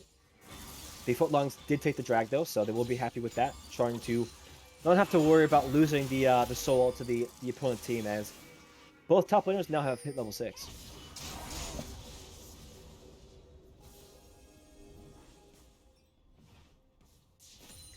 Right now, though, the game has a little bit slowed down after all the kind of opportunities found back and forth. But right now, looks like we're just going to, have all these teams just kind of farming it out. As the Ashe has returned to lane, Bard returning as well. As Xin Zhao is moving to his top side, trying to take down his red buff. We'll have to see if Korean decides to go for a big play here. Yeah, and there's manaless Ari in the mid lane. Yeah, they're still trading. The Ignite is up for Caridian. Athena did miss the charm, so he will be forced out of lane. Could have been a little bit scary if he got only low HP, because I think Caridian would have gone for the Flash Ignite. But at least right now, Caridian definitely is going to be a big proponent for future potential kills. But at this moment, just the calm before the storm. I think again before there's another opportunity for 12-inch to help run someone down. Caridian to look for another great 2v1 with the help of TJ, as well as them kind of trying to play around for the next neutral objective to spawn. Yeah, for a second here, I think we're just going to be waiting on these junglers to finish some of their clear paths up and meet up at a next likely gank opportunity. Seems like everyone's just happy to maybe slow down the pace a little bit, not go for anything too hyper-aggressive, as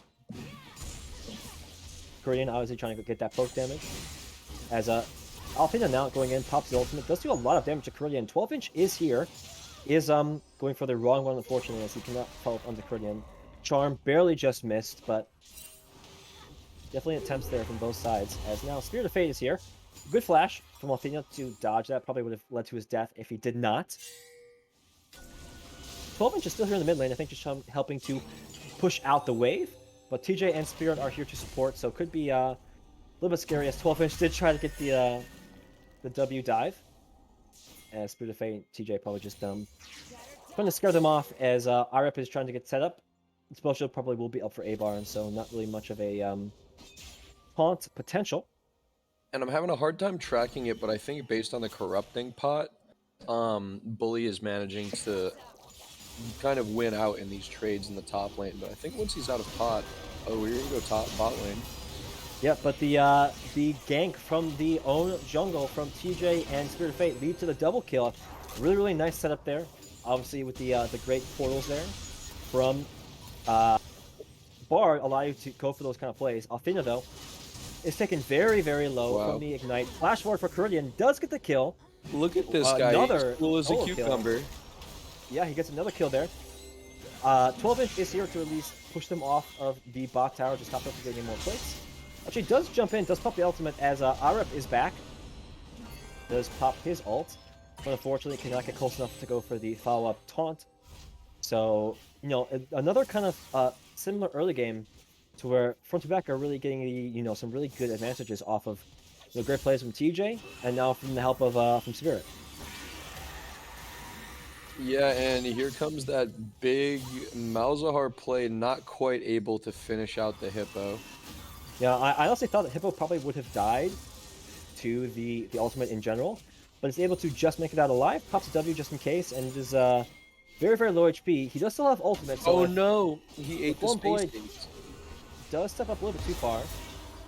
Might be in trouble, but that is a great ultimate there from TJ, as we do have the Ashe ultimate miss there. Irop will have to just run for his life. Does have the flash.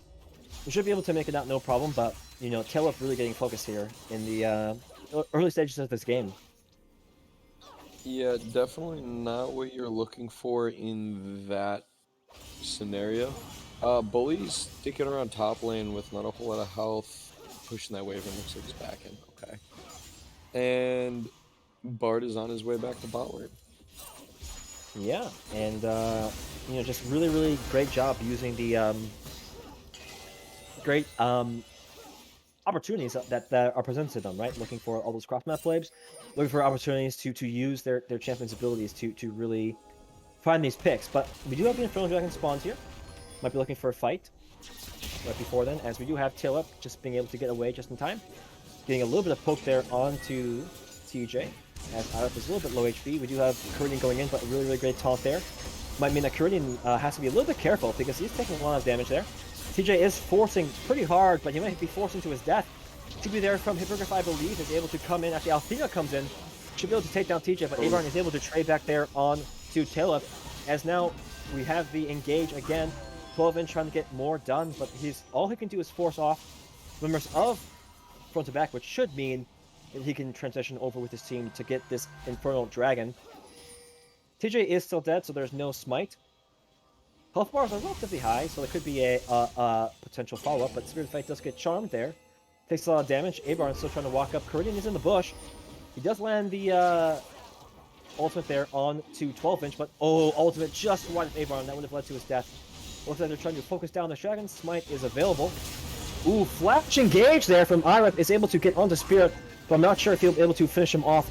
The Ignite, as 12-inch now is trying to get something done, but unfortunately, the ultimate from Shen actually just barely keeps him alive, and he's able to get the trade kill there. As topside, Hippogriff gets a solo kill onto Reform Bully. Oh my lord. And the Ash follows up on LeBlanc. 12-inch, and his team just really, really well played around the Dragon Pit. And now the Gold League is back to even. They have the 2 dragons, and this is definitely another back and forth kind of game, but they're kind of really playing the same kind of script. Where they fall behind early, they just play these fights so well, even though they're behind. Yeah, it's definitely an open game here. It's anybody's game to win or lose. No towers down. A couple plates did go in the favor of team front to back in this one rather than 12-inch. But 2 dragons to the red side of the map puts them in what I would consider a stronger relative position moving into the 15th minute of this game here, as we're looking at that is a Ocean Dragon Soul again, right? Yeah, Ocean Soul I think would definitely very, very help the side of both these teams, but love to have that on the side of the Footlongs just for the burst potential that is on the side of front to back, since being able to, before you get bursted down, get that little bit of healing, make sure you can get out, flash away, keeps you alive, and that's definitely what they would be looking for. But, Yeah, and they've got a couple of champions that are, Shen's a tank. He's always going to appreciate the Ocean Soul, that max HP healing. And then you've got Xin Zhao, likewise, is going to be, he plays a game of sustain once he goes in. Speaking of going in here in the top lane, there's that spell shield down. Yep, does pop the passive shield there, and he actually does just so much damage. Doesn't even need to do anything but just solo kill Reform Bully, and TJ is here, but he's too late. We'll be going into a 2v2, as actually we do have Korean roaming up, so could potentially be seeing more, but they're just going to back that off as, 12 inches, 3-0-2, is getting, chased down potentially as TJ is here, but unfortunately so is Hippogriff, so a little bit of a knockout could lead to their death. Flash forward, we'll be able to get the passive W shield there as they're trying to run away, I think just to buy time for Althea to get there. Korean flashes forward, does not land the chain, but Althea is now here, is able to land a great charm there on the TJ So Beast, and now Korean is forced to run away as now TB from Reform Bully is just to back to a wave he has to give up, and it's just a really, really great rotation there from Althea and the Footlongs. And the Malzahar at 0-3, not what we were looking for this game with that spicy pick. Oh, and here's a big charm in the mid lane. Yeah, it does land on the Korean, but does not really do that much damage. Korean still is able to get out of there, no problem. But yeah, I think the Malzahar definitely could be circumstantially decent. I don't think Hippogriff's Fiora is the best one to put that into, especially because there's just so much follow-up to get on top of Reform Bully with the Xin Zhao, to where... Especially the Xin Zhao. Yeah, to where it kind of just makes him useless. He does have one item, obviously. He will be very, very annoying with the silence, with the ultimate, but he's definitely... I don't think this was... Maybe find a more valuable pick. Yeah, I think, again, two games in a row, that's a really great charm there from Althea. Does a decent amount of damage on the Korean. Does get the shift out of there, though, as Shen, unfortunately, does get the wrong pick. Might as well go for that just in case. But, flash charm unfortunately, is whipping on target, but the LeBlanc does jump away, so not really any kind of fear. As now we have 3 members in the mid lane joining them, as the Ashe has joined with the Bard and TJ. But yeah, I think Bully's Malphite was not really the pick, nor was the Malzahar. I think he just has to accept, hey, like just pick the Ornn, pick something that you just know how to play and that can provide value late, because right now 0-3 is not the value you need to provide to your team. Yeah, and playing scared in the top lane, it is rough when the jungler can just you're not even past really that first wall, that river wall, and they can just kind of like run you down and auto attack you to death. It hurts. That Hurts the kill soul. though does get the Shen ultimate onto him, so Korean cannot go for the kill. Does burn the Ignite again. But I believe we'll have the Dragon here spawning as now. Looks like they're trying to get onto IREP. Let's just throw it on the W shield, so really no damage there coming out.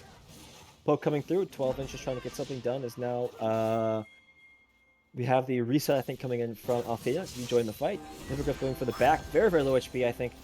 Reform Blake super, super low, so he will be trying to rejoin his team for the upcoming Dragon fight to get them onto Soul Point. Althea just fishing with his charm. As the, ooh, that's a really great ultimate away from Malphina, but flash forward from TJ might just be flashing forward to his death. Charm lines again, 12-inch takes down TJ. The rest of the team is running away as Hippogriff is trying to join the fight. Silence into suppression is really, really big. Althea takes a lot of damage and just gets shut down. Kill there again onto 12-inch as the flash forward from all these members. Such low HP bars. Hippogriff has now joined the fight, but this could still be a one fight from the Footlongs. Hippogriff could just get in there and do so much damage with his ultimate. Shen is backing, looking to rejoin as Ashe has so little mana. Hippogriff trying to get in there. Unfortunately, he's taking so much damage and just gets blown up there by Reform Bully. Just so much poke coming out, and Tilp can do nothing but just auto to his death. Abraham gets another kill, and that's a 4 for, I think, 1 for front to back. Yeah, and this is definitely swinging towards their favor. They're building on a bit of a gold lead here. They're taking the 3rd dragon of the game, preventing 12-inch from going on that ever-critical soul point. They're looking pretty good at this point in the game. Yeah, and they've now got the gold lead back in their advantage, right? I think that fight was definitely looked a little rough at first. I think it definitely could have favored the Footlongs just because of, they were cutting back so well, and they turned around and got TJ, but they took so much poke damage there from Reform Bully, and Korean just jumped in, blew up 2. Abron obviously is doing very, very well this game. 4-0-5, definitely much better than the last game, so I think what was looking so strong for the Footlongs is now looking a little bit more difficult at this point.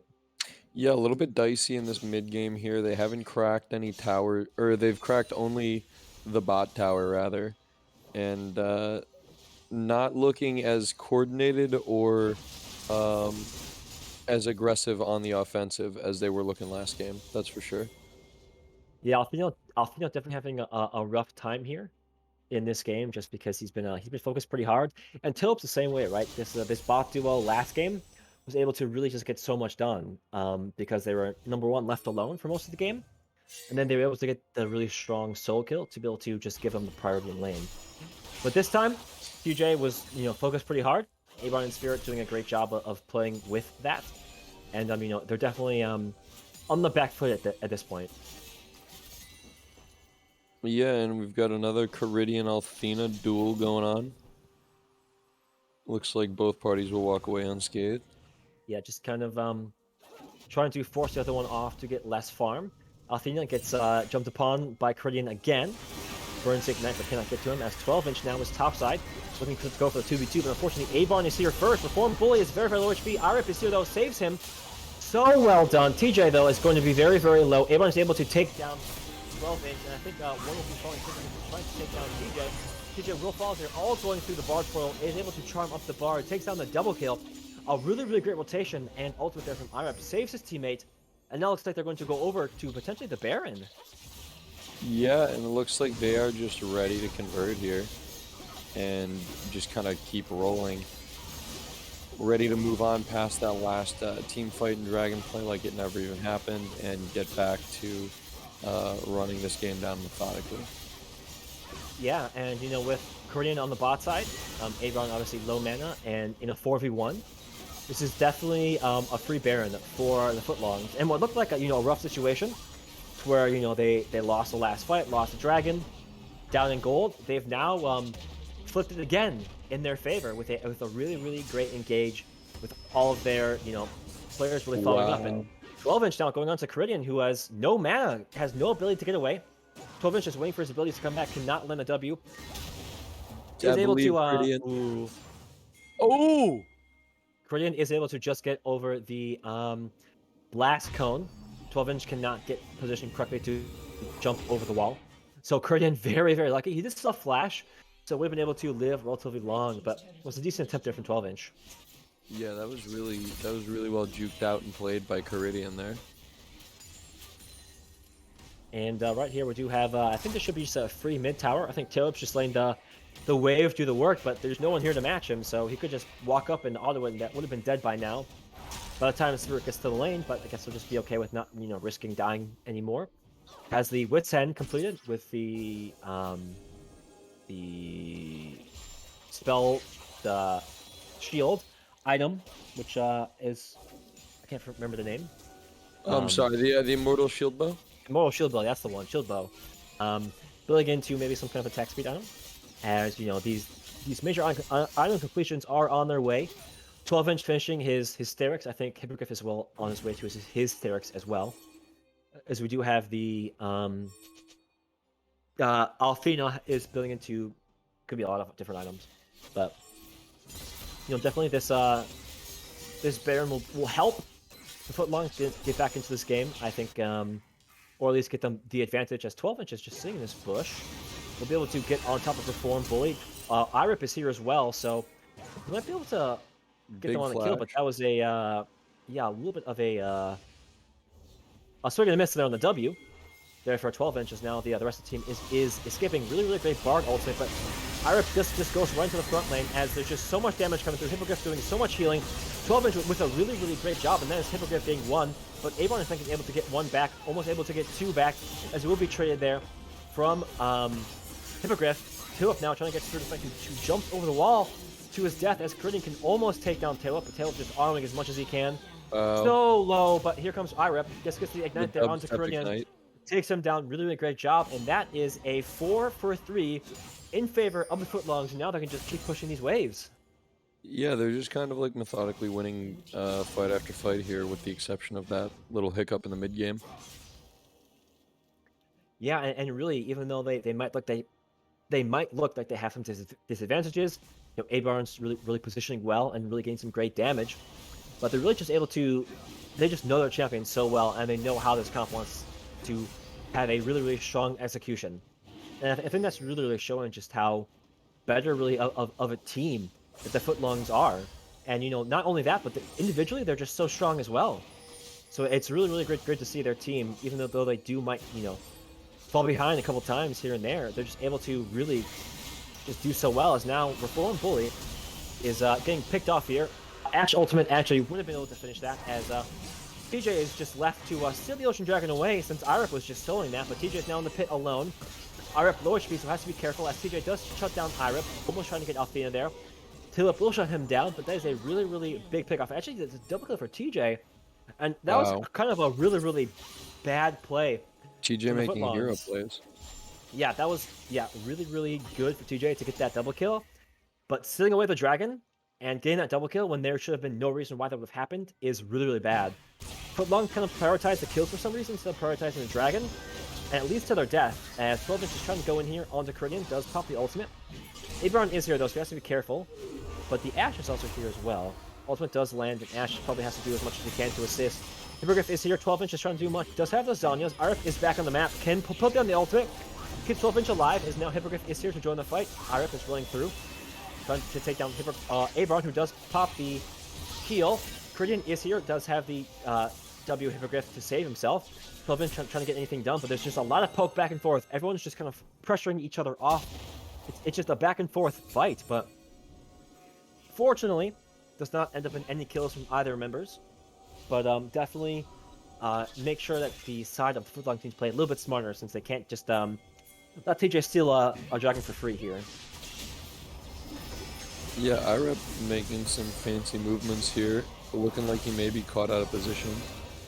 Yeah, the W does protect him from so much damage, but 5 members to 1 with none of his team members to support him means that he is just picked off. And, you know, this gold lead that the Footlongs did have is just slowly being less and less as Spirit Face dove upon there by 12-inch, but none of his team is with him, and it's just really great moments from the Footlongs as now they're actually able to really show up. But Hypocrite is able to shut down Reform Bully, as in the backline, Korean can do nothing but fall. Tailwhip should be able to take down A-Bomb here, and he should be able to finish off Spirit of Phase 2. Shovel keeps him alive for a long amount of time, but Spirit of Fate is able to get through the portal, keep himself alive, but like I was saying, there's just some really great moments here for the Footlongs, and then there's just some really bad moments where they just looks like, you know, such a great team with communication just kind of falls apart and just mis-executes, where, you know, 12-inch dives into the backline with no one there and just dies. But luckily, you know, his team is, again, so far ahead that he can just be kind of saved. And it's very odd to see them repeatedly doing this, where if they just clean up the play and play more together, this would just be like almost a free win. Yeah, and as we move forward into almost the 30-minute mark here, this genuinely could be anyone's game. We're looking at about 1,000 gold difference, 2 dragons to 2, 3 towers to 2, a kill difference between the two. It's a tight game. Yeah, and it's really a lot has to be credited to Abarn. Abarn has played so well this game. He's 9-2-8. He's got 200 CS. He's played these fights so well to where he's really been a huge proponent. And Spirit of Fate too, he's got some really great Bard ultimates. Has really found some great opportunities to really, you know, unleash the Bard. And you know, the rest of the team, you know, Korean has done a solid job of jumping around and doing LeBlanc things. You know, Reform Bull and TJ are there and they're doing what they need to do. So, you know, it's not too bad. It's looking pretty decent, but yeah, this can definitely be anyone's game, as ult does land there onto 12-inch, as he, you know, will just be popping up the ultimate and not really anything happening, as Abrams just getting dove upon, and he's just dove upon for free, and they're not done. They're chasing down TJ. TJ should be falling here, as 12-inch will be ulted there by IRIP. Lots of damage there taken, as now the engage there on the Spirit of Fight. He has to flash away, but cannot flash away to anything, as now these players should be able to run down mid. Maybe get 2 towers here, and then maybe transition over to the Baron. Yeah, and they're definitely going to push down 1. Looking like possibly threatening an inhib here. Yeah, and with definitely getting an inhib, 20-second respawn timers is definitely an inhib down. And with this inhib down, they can just easily transition over to the Baron, you know. Hippogriff is just split pushing bot. Maybe he's able to get this tier 2 as the front to back is just trying to, you know, clear out their base.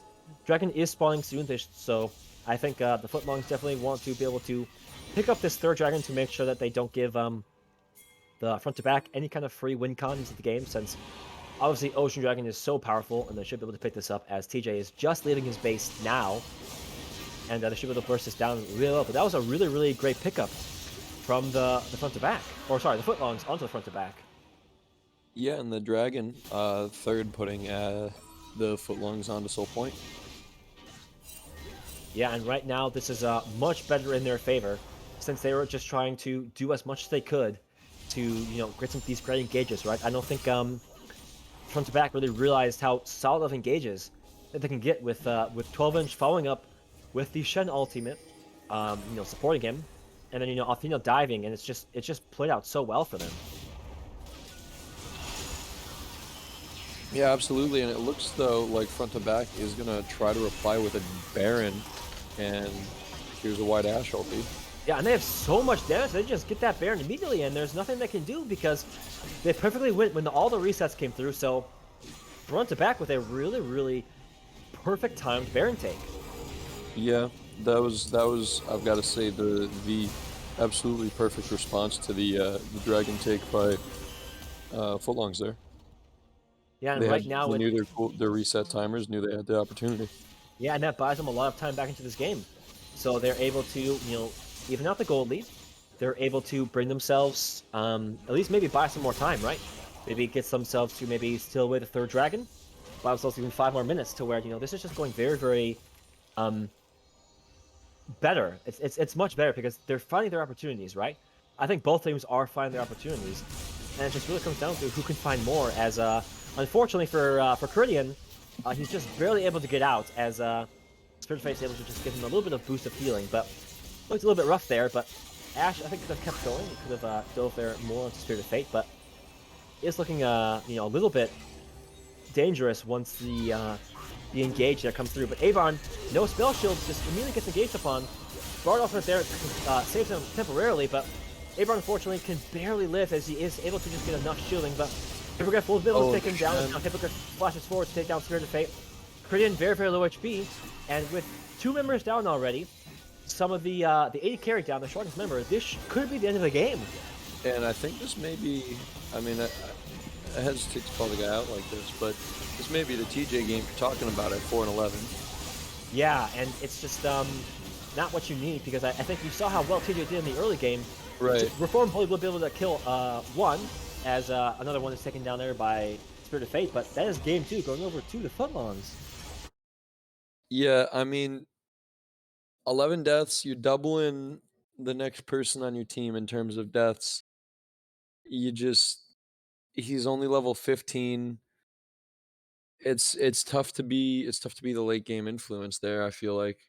Yeah, and you can even see the damage charts. Spirit of Fate almost out-damaged TJ. Yeah. Obviously, Trundle having a little bit more difficulty doing damage, but I think definitely this is a game where, I think TJ tried to do maybe too much.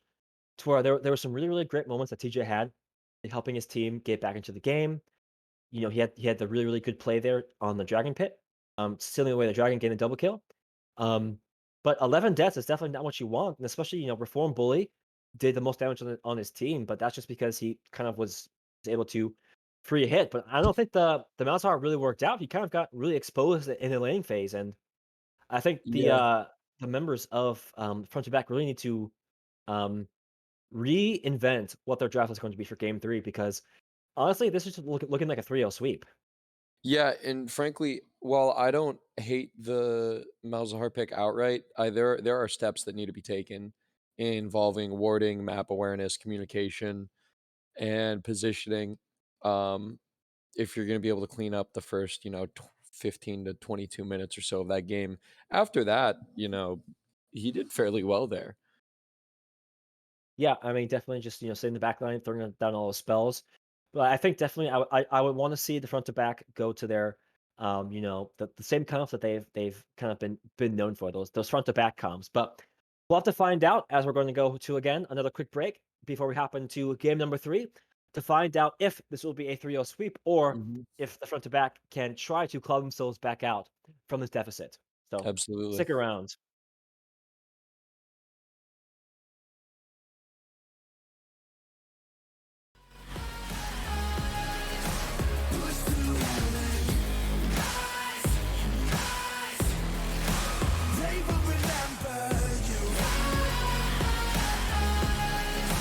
Welcome to the climb up, reach for the summit.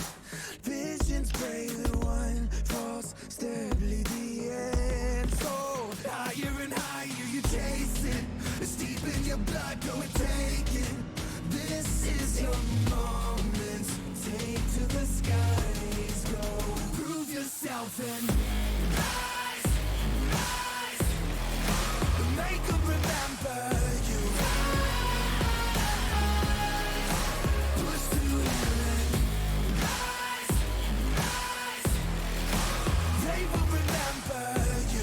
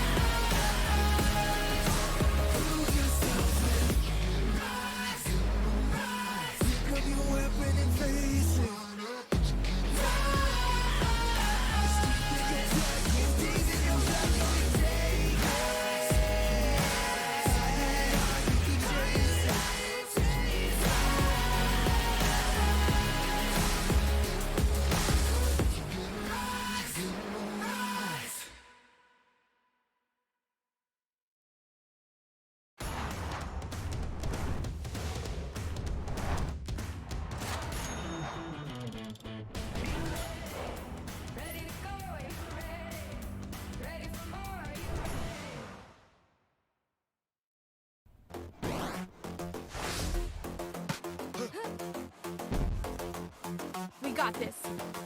Let's go!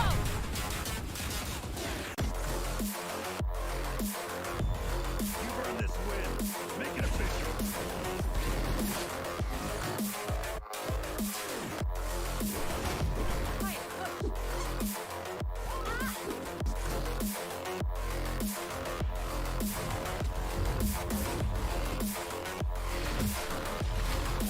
Here comes the Blow it up. light planted.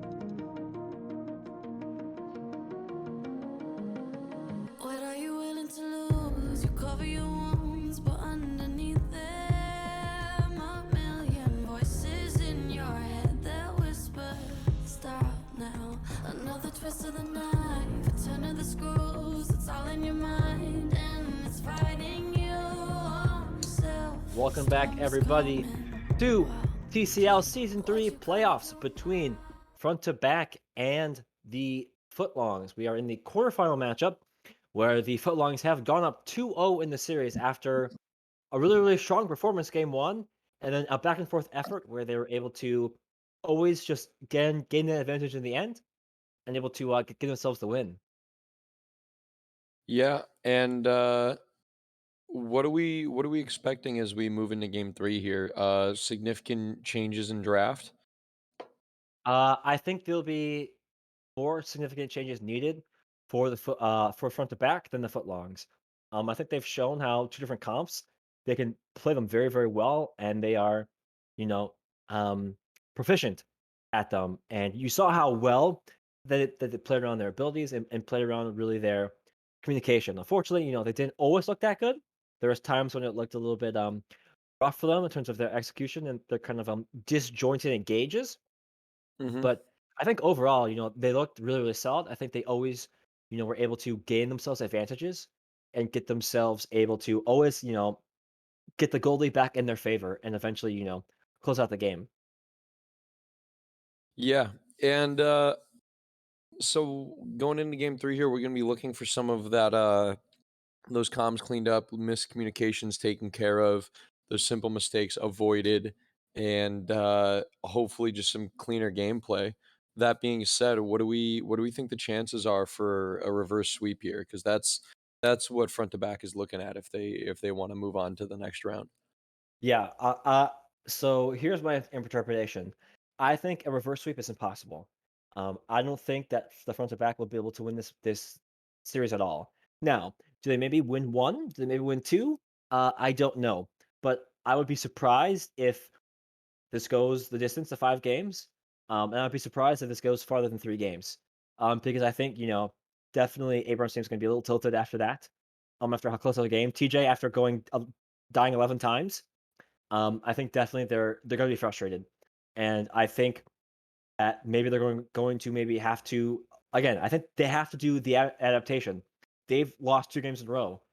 There's nothing that the Footlongs have to do but just keep doing what they're doing and clean up the little bit of disorganization. And if they do that, I think it's going to be even a freer win for them. And here we go into the champion select. That first ban, Mordekaiser. Surprise, surprise. Yeah, Mordekaiser has seen 100% appearances in our quarterfinal matches, either picked Crazy. or banned away. So definitely Crazy. the top lane pick of the TCL this season. As we do have the Sentinel again banned away from Tail Whip. Lulu banned away. I don't think we'll be able to see that much of a difference. Because I wouldn't be surprised if we saw maybe the Trundle banned away, because maybe, they don't. Maybe they even want to give the Trundle to TJ if he didn't really do that well in it. But Seraphine, obviously, banned away. Similar bans coming through. I don't think they're going to see anything different here for the Footlongs. I don't remember what the third ban was, but actually, I don't think the Nocturne was normal. But they will take away the Nocturne regardless. And coming here for the final ban of what could be the last game of the quarterfinals will be, I wouldn't be surprised if maybe it was a Trundle. But that will be the Pantheon taken away there from 12-inch. Yeah, and a Yasuo hover. I don't think he's going to lock in the Yasuo that early. Trundle Another makes a first lot of pick sense. Trundle. Yeah, I think just both of these junglers really like the Trundle. And obviously, I think Hippogriff, or not Hippogriff, I apologize. 12-inch has played it much better. And so I wouldn't be surprised to see him have a repeat performance. Is I have to ask, is Fruge in the chat? I don't think he is. He was in earlier. I think he might have dipped out. I would have loved to hear what his thoughts on a first pick Trundle 3 games in a row is. Guy does Yeah, not like definitely, definitely would have been, not a common first pick you would see, but obviously in a league like the TCL, when it's a strong pick for both these players, definitely I think makes sense. But the Lucian Nautilus response, Lucian could be flexed into all 3 lanes. He could be going AD carry, could be going mid, could even be going top. So I think it'll be interesting to see where that does go. But a pivot here for the Footlongs is the Ashe again, which I think Tailwhip looked great on. Except he got focused a lot. Galio now coming through. Ooh, and an Azir pick for Caridian. I like this too. Yeah, I think front to back are definitely going into more of what's expected for them in terms of going for a standard front to back comp. I when we played against them in the beginning of the season, Azir was a very was what Caridian picked. I think he played that in two out of 3 of our games. We do have the Corki banned away in case Althena wanted to play that again. I wouldn't be surprised if maybe we saw a interesting ban from the Footlongs onto maybe Abar. The Fiora is actually taken away, so we will have Hippogriff on a new champion. Will be put onto potentially the Yone, or the Yasuo, or maybe even the third champion he plays. I can't remember what that is. Yasuo, Yone, or Set. That's the one. So I do think I do want to see Reform Bully on a standard tank. I don't think I want to see the Malzahar. I don't think it's going to Give me work the out. Mouse. Give me the Mouse. I think maybe they just want to pick the Malzahar because the Fiora's not there in the game anymore. I don't Give me like the it though. Mouse. I don't think it worked out. And I guess, they have different opinions on it. So the question will be now, what does the Footlongs want to pick into that? You know, I don't think he wants to pick Set. I'm not positive, but I don't think he wants to pick Set. Yeah, I definitely agree that's not the play. We do have the Victor hover, which means that the Galio will be going the bot lane, will be support, and we'll be able to see what he picks. I think Yone would I be won't fine. hate Yone. Yeah, I think Yone would be fine just because he can pop that passive shield, and hopefully get setups with the Trundle. And obviously, Yone can do very well. He's looked pretty decent on it in his in a few games he's played on it. Yasuo, I don't think is the play. I think Yasuo is bad into Malzahar. There's the I think that's one Set. of his counters, but unfortunately, he does lock in the set, as we will be able to see who I guess solution will be going to, because it could be flexed around. But that would be Olaf for TJ, which I think is a new champion. I haven't seen him on. This should be an interesting one. I'm looking forward to this jungle matchup. Looking forward to the top lane matchup. I believe this is as good as an opportunity as Bully was going to have on this Malzahar pick. Yeah, for sure. Set really can't really walk up at all. Really, all he can do is try to E. The passive shield for Malzahar just kind of will mitigate that. And this is definitely probably the best matchup he's going to have all series. And if he's going to hopefully look good on it, hopefully it's going to be this game, because I don't think that really the Footlongs have, or the front to back really have much. They have no wiggle room. It's now or never. Either they win this game and go for the reverse sweep, or they lose. And I don't like the set pick because it's just hard matchup. Maybe they like it because of Hippogriff just is maybe better at it than the Yone. But I do like the rest of the comp around the rest of the map. I think Galio provides a lot of value. Althenia's Victor is just going to be a lot of consistent damage, and obviously, 12-inch will be doing 12-inch things. And so you look at You're liking the Footlong's chance at a 3-0 sweep then, is what you're saying? Yeah, I think they've got the momentum on their side, definitely. I do think that this comp is a little bit better from the side of the front to back. Lucian's not honestly the best AD carry. He's really better in the solo lane. Mhm. Um, into Ashe Galio, I don't know how it's going to go. I think the Nautilus probably is decent. Into that. So, um, I'm I'm probably giving this like a 60-40 to where just because of momentum and maybe just champions and experience of the Footlongs, I think they've got maybe just a slight advantage. But I think they've got there's a decent comp there on the side of front to back, and plus that top lane matchup just being so favorable for Malzahar, I think it just makes it a little bit easier for them to maybe find a way back into the series. Yeah, and for those of you just joining us here, we're getting into the third game of the second quarterfinal series that we have seen here tonight.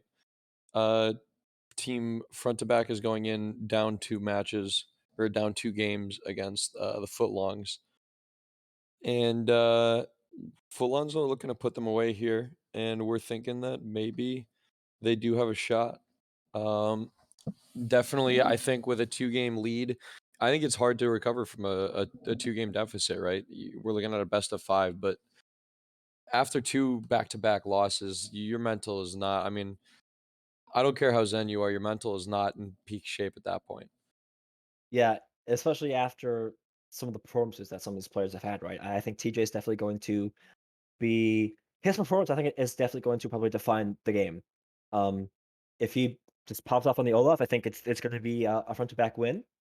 But if he kind of just plays the same way he did for this whole entire series, I don't think they're really going to have any way to get back into this game, because I think that like the natural advantages that Footlongs will gain just because they're honestly just better players, um, individually, is just going to be too much.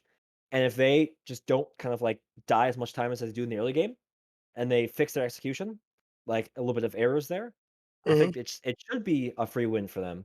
But who knows? They've messed up execution once, they could do it again. Hmm. Yeah, I would like to see. I don't know. Maybe we were spoiled on a couple of the games earlier with such such strong dragon control and them going 4-0ing each other on the dragons, kind of back and forth there. But I'd like to see a team established some kind of like bot side of the map dominance, and then roll that into like a quick 3 or 4 dragons, quick soul point. Yeah, definitely has been interesting to see how the Dragons have really controlled, or a little been a focus for the game, since we saw how game one front to back was almost able to get the console, but they just couldn't close it out. This game, or at least game number two, they just barely got stopped as they were getting into the Ocean Soul, but obviously was able to close it out and get that before the game ended. Now, the question will be, are we going to see a new soul we haven't seen before? Are we going to have another cloud, another ocean? Or are we just going to kind of have a game where one of these players just kind of good flash there from Spirit of Fate, forces the flash out of it from Caleb. I'm glad that they finally went for an invade, since for what 7 games in a row we haven't seen an invade, so at least force out the flash out of the tail up, as he's been targeted so heavily in game number 2, will make his job a little bit harder here in game number 3. Yeah, classic. Waiting for the hook champ to be locked in before making a play on an engage. Don't hate it. Don't hate it. But actually, 12-inch is just going to be autoing TJ here. Evergift has joined, so they might just kind of look for a potential scare of an int here. But Hook does land there onto Alfina, but there's no follow-up, so just damage traded, if anything. But a little bit of a more of an early game entrance here for the front to back. Just a bit of spice, you know? Definitely what the front to back need in game number 3. They need some spice. They need some adaptation. And definitely, blowing a flash is the way to do it. Trying to look for that follow-up gank, trying to find a way to negate the prowess of the footlongs. Yeah, and I think Tail Whip's been having a really good series. I think he's been playing safe, playing well, and I think this is their opportunity to expose him a bit. Yeah, and they're definitely gonna have to. They've got 5 minutes to do so. So we'll have to see what happens in the 5 minutes. If Spirit of Fate decides to, go for some kind of another hook play, if he lands a great hook, I think Spirit could definitely, get A-Barn really, really ahead in this bot 2v2. And then obviously I think top lane is going to be another big question mark because the set's going to have a much more difficult time really just being able to simply CS because he's just going to be constantly harassed and constantly poked. So we're definitely going to want to see 12-inch constantly supporting him and getting him back ahead, as well as just shutting down the Malzahar, since he could be very, very annoying if the Malzahar is just kind of allowed to free farm. Now, I don't think there was any deep vision, so I'm not sure if they know whether 12-inch started top or not. If so, Malzahar to Reform Bully should be pretty comfortable on just hard shoving that wave for a minute, knowing that 12-inch is bot side. But based on that word, I'm not sure that they know that he started top and path towards bot. Yeah, 12-inch is now coming. Does still have the pillar, but we'll put it just as a Korean shuffles out of there, as looks like there's just a hook landed there and some trade damage back. Favoring, actually, it's pretty even back and forth, but everyone has to be careful. He does get the level up to 3, so we'll help him out. But 12-inch, unfortunately, no flash, cannot run away from the Olaf, and that's first blood to TJ. That's a really, really important start for front to back.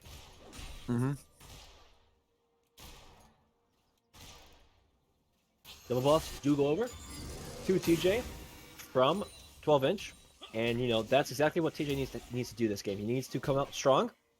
He needs to shut down 12-inch and really be a huge proponent for his team's success.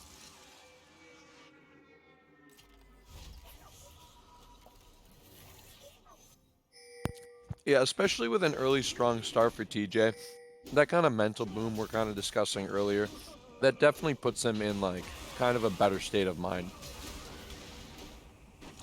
12-inch now trying to go for the Smite Chomp, but now with Alfina here, TJ might be in too deep, and he will be in too far deep. Alfina should be able to go for 1Q maybe, but actually, Korean just perfectly there to support his team. And with a huge 4v3, 5v3, because Hippogriff gets a W execute there onto TJ, dodges out of the damage there from Korean. That is a really, really unfortunate timing there for TJ to get killed there. Hook lands there onto Ira, but he does get the W root. But Caridian just dives there on top of Ira, is able to kill him off, so a nice capitalization there. But this is a really, really eventful early game, I would say. Yeah, definitely seeing a bit of a shift from some of what we were seeing earlier, and can't say I'm not liking it. Yeah, it definitely is very, very cool to see how, definitely the 5-man rotation at 4 minutes is definitely a very, very smart rotation, since they were able to take Ira up there, since he was a little bit cut out there. But it was a great rotation.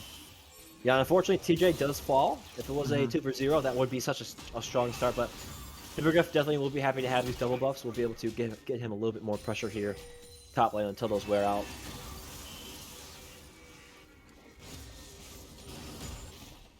Yeah, definitely getting away there without losing the jungler would have been preferable. Even so, not bad, and it looks like both sides are setting up for a dragon here. Yeah, but 12-inch, unfortunately, is on vision. 3 members of front to back are here rotating, and this should just be a free dragon. Hook does land onto Philip as the W there from the Galio will land, and actually they're just able to walk out somehow. I thought at least one of them would be dying, but yeah, unfortunately, 12-inch could not clear the vision, did not check if there was a ward there, and it's a really, really smart rotation. Gets front to back the first dragon. Yeah, and I think Sweeper was on cooldown at that point. I'm not entirely sure. Would have to run it back to be positive. But yeah, I think Sweeper was down. 12-inch just unlucky timing on his red ward coming up and no control ward in the inventory. Just unlucky. Yeah, and definitely unlucky to just give the free leash over there to front to back. So they would have loved to, get themselves on the road to the dragon sacking. But not the end of the world. Could what we will have though is a potentially unique dragon, as we will have the cloud dragon being the next dragon spawning. So we will have an ocean or infernal. So Awesome. we'll hopefully be able to have a little bit of a hopefully infernal dragon would be infernal soul would be much more exciting. We'll have to see how the Ooh. dragon stacking moves on. There's an alt come out from the Azir. Yeah, but those are really, really well timed as we need to see the wow, Hippogriff actually just doesn't even get Yeah. the W as TJ does shut down Athena in the mid lane, but they do trade back one as TJ actually is so low HP. Athena almost able to get the 1v2. Yeah. Some big big return pressure coming into the mid lane. You know, Caridian having just blown his R. And looking at the timers, I'm thinking Athena must have flashed either after being hit by or to avoid the Azir Sharima shuffle there. Emperor's Divide, whatever you want to call it. And looks like 12-inch took, or TJ rather, took absolutely zero time in following that up. Yeah, and definitely, just the name of the game, or at least the name of the series, really has just been the way that these teams really just trade the pressures and get trade opportunities across the map. Since one person dies, someone else dies across the map. 1-2 fights won by one team, the other team wins the next team fight. And that's kind of just how the series has gone. But unfortunately, again, the side of Footlongs have always gotten out on top. But at least for now, kill advantage is in favor of the Footlongs, or at least front to back. But as I say that, Yeah. Hippogriff will be able to take down Reform Bully, and we are right back to even. Yeah, that's a quick 0-2 from 0-0 for Reform Bully there. Definitely starting to think about that vision we were talking about. Maybe needing to invest in some control wards. Yeah, and at this point, it's going to be very, very difficult for him to have a solid lane because he's down 0-2. 2-0-1 there onto Hippogriff, and he's going to have a lot more priority here in the lane and a lot more kind of agency to really have a strong 1v1. But Caridian won't be able to get the blue gifted over to him. I don't think he messes up the streamer Clean shuffle. last hit. Yep, but Hippogriff will be able to get the first plate here, so he'll be able to get a lot of gold into his pocket. But actually, he's just going unfortunately right in, as he didn't realize that there was still the passive shield. Still has W, so he should be fine. Does get the great E, and then it's just another kill. They're just hard focusing down Reform Bully. I think this is exactly what they should do. Yeah, so I just ran it back to double check. There is a brief period right after you auto attack the Malzahar where the that spell shield is still active. So he needs to, I guess, just wait just a beat after proccing that first auto attack before proccing the ultimate. Yeah, but honestly, I think. Thank you, Mr. Droid, the production man, stepping in on that for us. For the saying that there's a 0.25 difference if he did say that on stream. But definitely I think very, very good focusing on the member that has already fallen so far behind, because it just puts him farther behind in this game. Hook does land there onto IREP. Ultimate will come through on the over the top. Flash out there from IREP should be able to get him out, but TJ now flashing over the top with the ultimate popped. Will shut him down, and I believe we should have the next dragon spawning, I think, relatively soon. So they should be able to transition that over to the second dragon, which is super, super nice. But it looks like Hippogriff is rotated down there. We do have the Emperor's Divide there onto Hippogriff, who does flash over the wall. Still has the Facebreaker, as he does get the W there onto Caridian, but should be a little bit careful, as the hook was just short there from Spirit of Fate. So need to make sure they're playing a little bit, playing with fire a little bit was Hippogriff. Yeah, absolutely, and a good turn there for the side of front to back. Yeah, and they are able to get the second dragon there. Gets them onto the Infernal Soul, so we will finally have a unique soul. So maybe this is the changing of the script. So maybe we do have the front to back winning game number 3. We'll have to find out, as there's still a 1k gold lead in favor of the Footlongs, as they're just CSing very, very well, and also shutting down Reform Bully and getting that first tower obviously helps a ton. But with the focus here shutting down IRIP. Definitely going to make the bot lane 2v2 a lot more difficult. But Till, fortunately, has not been focused yet. As we'll have to see how the rest of this game progresses. Yeah, and we're looking at a level 7 for both of the footlong bot laners, as opposed to a level 6 from Spirit of Fate, even though IRAP has 2 deaths and has been moving around. Spirit's been spending some time out of lane and unfortunately suffers a little bit in terms of XP for that. Yeah, so it will be, I think IRIP will be definitely a little bit happier that he's not too far behind in terms of support difference, but that's a lot of damage from Alfina. A flash forward! Alfina tries to go for the huge outplay, but IRIP joins the fight. TJ's now here, but he's going to go through the gravity field. Ultimate doing so much healing and so much damage. Alfina trying to do anything he can to keep himself alive, but cannot do anything as TJ will be able to get the assistance from A-Bar to shut down IRIP, and that's just really, really tough to see as that arrow goes so wide. And 12 inches now here, flashes away from the dredge line there. As now the flash forward from Reform Bully, as it's a great E there. As TJ still stays alive after all of that damage. Hippogriff will be able to land that hook there on Spirit of Fate lands hook there on the Hippogriff, and he will be able to slowly burn away. As that shutdown goes over to Malzahar, and that is I believe that was a 5 or a 4 for 0. For the front to back. Yeah, 4 for 0 indeed, and they've got some serious stickiness once they start these fights. I mean, they are really sticking with it. They're following down, running them down, and securing their kills. Yeah, and this is definitely what front to back needs to do. I said it at the beginning of the game. This game is really dictated by TJ. If he has a strong performance, I can see them winning this game, and that is exactly what he's had. He's really gone for these really, really great fights where his teams really supported him, came around him, to where he's had so little HP 2 times in a row, but stays alive. And, you know, I think there's so much priority that the Footlongs are going to gain, as you can see right here, but they don't really have any priority that they can really try to fight for, as IRAP just actually dodges so well, but can only dodge so far, as now he's 0-4, and now I think this is, as what I said, for the front to back, is now what I have to say for the Footlongs. They're trying to go for plays that they have no business going for. They're trying to force and try to get these advantages, and they're already so far behind. You know, the good part is the gold lead is almost even, so it's not really the end of the world, but they need to, like, slow it down. Let the members scale up. When Alfina and Tilip gets late into this game, they're going to have a lot of power on their side. You know, 12-inch will be doing well. Hippogriff is already ahead. So just slow down the game a little bit. The arrow goes wide again, trying to force for this play as Hippogriff is now here. Hook does land onto him, but the flash from Avon will be able to keep him alive, so should just be able to at least take down Spirit of Fate, so that will be 1 at least. So, not bad. Force the flash out of Avon, hopefully looking for a repeat here to really capitalize on that blown flash, but this should mean that they will be able to take down this tier 1 in bot lane. Yeah, I don't know how much I love that kill going over to your 0-4 support. But a kill is a kill, yeah. Yeah, but as you said, a kill is a kill, and there's another kill here onto Alfina.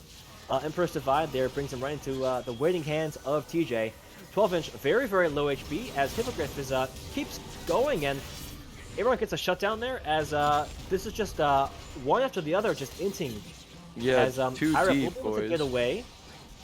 Hook does land there, but Tilip is here. W does land there on the Spirit of Fate, but yeah, it's just I think the discoordinated plays of the Footlongs are much more apparent this game, and I think they're going to I think it's so exposed. Yeah, that was definitely a little bit piecemeal, a little bit too little too late, and a little bit too deep, all wrapped into one. And again, they're trying to force these plays when they should just be happy taking the advantages they do gain. Right? They don't need to dive that tower. There was nothing necessary. Right? Getting one kill, they're diving under a tier 2. They've already taken a lot of damage, and they lose 2 members because of it. And now they're against Soul Point at 16 minutes. This is going to be a almost 21-minute Dragon Soul. I don't think they're going to be able to stop it. They're already so far behind. 0-3 on Athena, 1-4 on IREP, and I think this is really looking like a front-to-back win. Yeah, and this is looking like that quick Dragon Soul secure that I was asking for.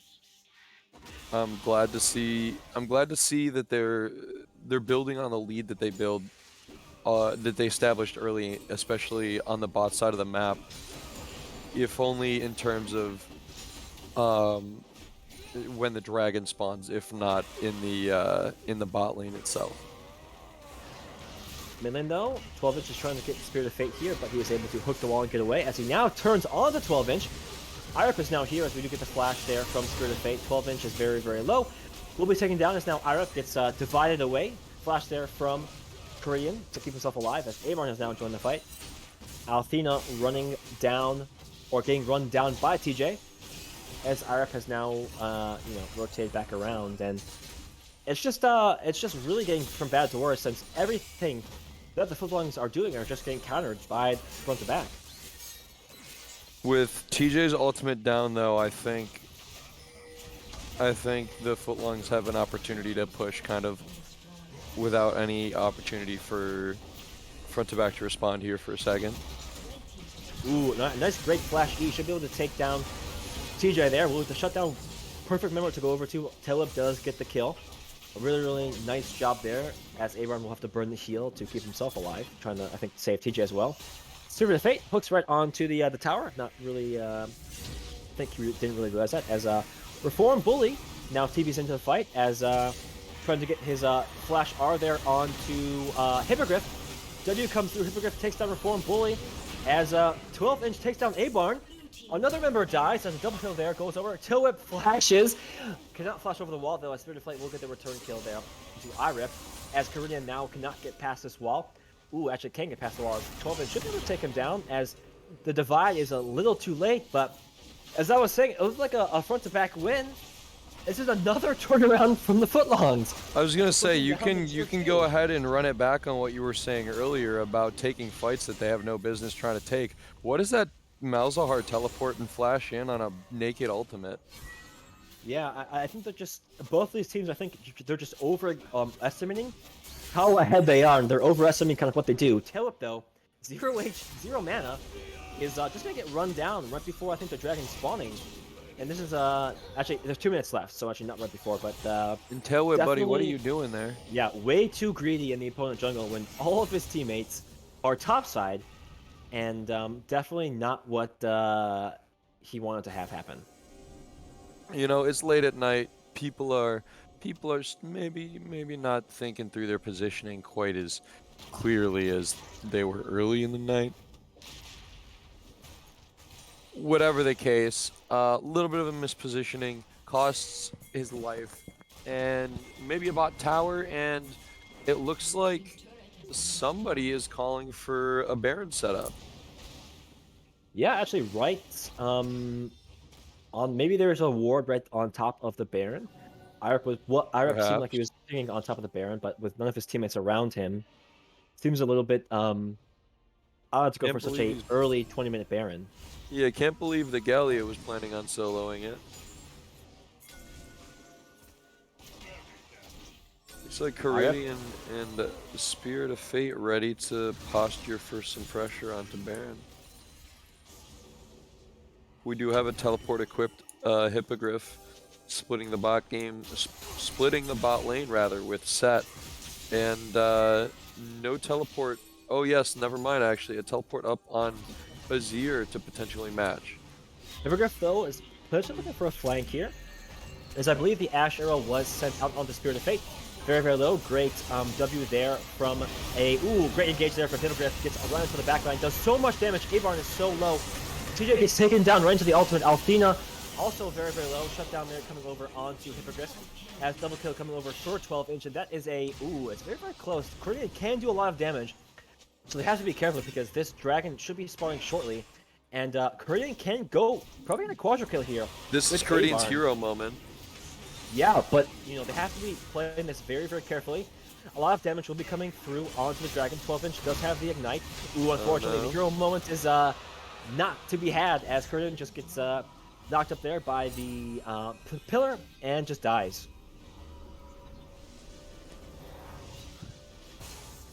That was, yeah, that was, it was close. That fight very easily could have swung in the direction of front team front to back there. I think a big difference was if that Ashe ult comes in and hits the Olaf rather than the Nautilus there, I think if they try to continue, ooh, and a nice little red steal by Ashe there, I think. If it hits the Olaf instead of the Nautilus, he can pop Ragnarok, go unstoppable, and if they try to pursue that fight, I think that becomes a wipe in favor of front to back. Yeah, and right now the gold lead is back in favor of the Footlongs. They're 2k gold lead ahead. They stopped the soul stacking, or they stopped the soul there, so they bought themselves 5 minutes. 12-inch is now a lot stronger. Alfina getting a lot stronger too. Hippogriff also staying very, very strong, so Very this is strong. definitely looking much better for them. Yeah, it's they're capitalizing on the mistakes of front to back here, and a little bit of mispositioning on both sides is kind of shaken out. I'd say almost null when it comes down net. And it looks like, again, we're getting a lot of posturing around the Baron. It looks like this Baron objective may be the next major fight that occurs here. Yeah, they tried to maybe pick off TJ there. There was a decent pillar landed, but there's really no follow-up potential. Alfina is a little bit far away. Hippogriff does have TP, though, to join this fight if one does break out. But it looks like they're just going to be waiting for maybe them to engage upon them, as another pillar is landed there onto TJ. Hook just short of 12-inch, as Hippogriff just will be happy splitting in the bot lane, as Korean now will have to match that wave. Alfina gets the reset off to finish, I believe, the Seraph's Embrace, and now he will be returning to the mid lane to maybe look for a potential 4v4. Alright, and as we get some more posturing, a few more abilities getting thrown, and a whole lot of nothing going down. Yeah, just really just trying to push up the line of vision, trying to just figure out if they can maybe go for, you know, a nice pick off with a well-timed pillar. As the arrow lands on not the member you would want that to land on, but Abarn is trapped in the corner. This is a perfect dive, but Reform Bully takes down Alfina. Not the member you want to die, as TJ is now into the backline, but unfortunately I don't think he can do much more, as he is just about to be killed off. 12-inch will take him down, but Abarn doing a lot of damage here, as looks like there could be a 1v1 there onto Korean. Actually, Korean is so low HP from Hippogriff. He will be taken down there, as now there's a response from Tailwhip. Tailwhip flashing in to try to get Abarn, as now Hippogriff is here, trying to do anything that he can, but he is so low HP, is able to at least take down Spirit of Fate. Abarn is able to just barely get out, and that is a 4-for-3 now for the Footlongs. Yeah, 4-for-3. I suppose you could say it goes in favor of front to back there. No, I didn't see any objectives on the side lane go down. So I suppose that comes out to a straight 4-for-3 trade in favor of front to back. And it is now a 300 gold difference, almost negligible. Yeah, and really this at this point in the game, it's really just going to come down to execution, because this gold is almost going to be even, or the gold is going to be on champions that matter, right? Abarn's so strong, 3-1 and 10. He's building to, I believe he might be either going to the IE or going to the GA. At the same point, you know, you got the really, really strong members. Hippogriff doing very, very well. 12-inch is still very, very strong with Alfina, you know, just making sure if he doesn't get picked off, we'll be able to put down so much DPS. But really, I think the goal is so even that it's just going to be a back-and-forth fight, but this is going to be a decent engage here, as it's very, very low HP. 12-inch actually just immediately kills Spirit of Fate. Hippogriff is here, though, at the beginning of the fight. Korean is so low, is able to be shut down there by, I believe it was Hippogriff, as now Abarn is being run over, able to dash over the wall. Double kill coming through for Hippogriff, and this is a 4-for-1 in favor of the Footlongs. They should be able to transition that into the Dragon, push this mid inhibitor, and this is looking much better for them now. And what would be Soul going over instead to Team Footlong just like that. And we are going to be looking at a potential Baron take here. Yeah, potentially. Respawn timers will be back up, so it wouldn't be the most opportune time to look for a Baron. But I think this might be another repeat of game number 1. You know, 3 dragons were taken there by front to Yeah. back, but the Footlongs were able to just stop the stacking, was able to really get these strong fights, and I think they're in a much better position than they were that game because of how far behind some of these other champions are. Yeah, and we're getting some extended ward battling, vision battling going on around the Baron and the west quadrant of the jungle there. And I'm looking for a Nautilus hook here onto a likely suspect, preferably not the Setter, the Trundle, or the Gallia. But we'll see what we can whip up here. Yeah, definitely not the maybe you want to hook, as we do have the engage now, as a pretty decent engage. Hippogriff will be going into the backline. That has so much damage. Double kill coming through for Hippogriff, as CJ can only run through the backline and just die. Avon the last one alive with Caridian, and he can just get run down. Caridian, though, doing a lot of damage. Emperor's Divide comes through, but that's just to keep him alive. Avon trying to run Hippogriff so very low HP, might be taken down here. Tilwip does take down Caridian, and Avon just able to stay alive here, as now it's going to be the Baron take for Footlongs. Well, and you know, getting hooked kind of just gives an engage for Galio, because he just presses R and boom, knockup. TP coming through from Hippogriff, getting off that reset to get him full HP. And yeah, with all these respawn timers, Alfina pushing that mid wave, this will be the Baron going over to the Footlongs, and now it's looking really, really good for them to be able to close out this game. Yeah, absolutely. And I can't... The gold lead, not the most significant we've seen tonight, but I can't imagine this game, you know, really swinging out of their favor here if they play smart about closing this out. That being said, it's not like they have any inhibs down. There are no super minions for them to be buffing up with this Baron.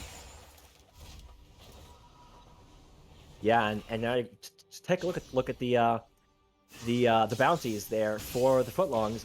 700 gold on Hippogriff, 150 on 12-inch, and then 150 on Tailwhip, while only Avon has the 150 gold bounty on his team. And with all that gold their team just got, this next fight is going to be so much harder for the front to back to try to win that.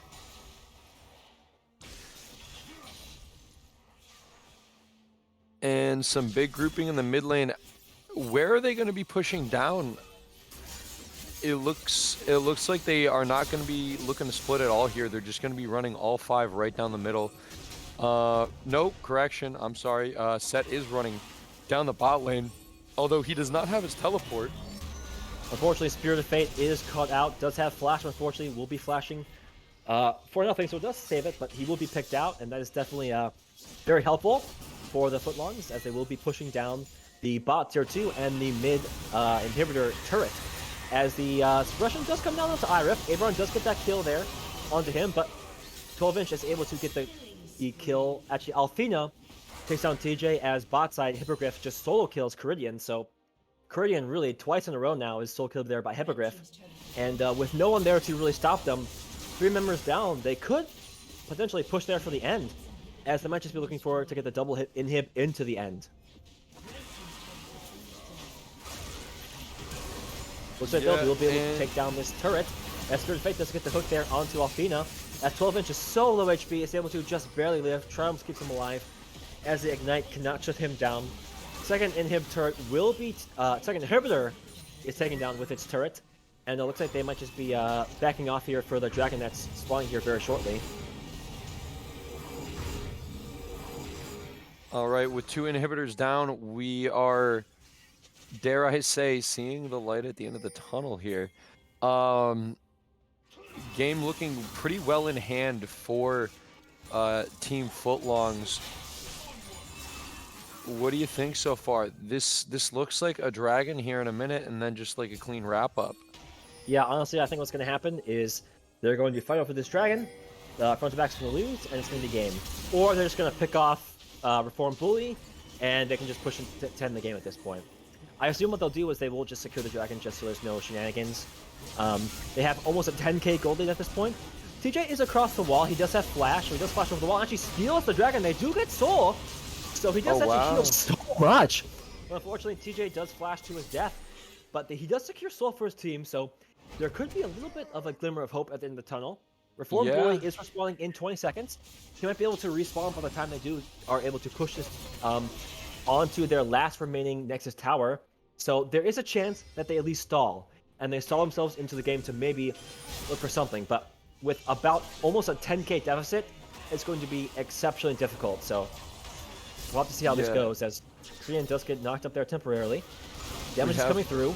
2 towers, sort of. Yeah, we just see Azir. Hippogriff just walks forward and does so much damage to A-Bar, and actually there's a lot of damage taken there by Hippogriff. Actually, he just gets shut down. Reform Bully on his respawn, he is killed, but they just are able to take down the last Nexus tower. Still a lot of damage. Focus the Nexus, and that is a 3-0 sweep.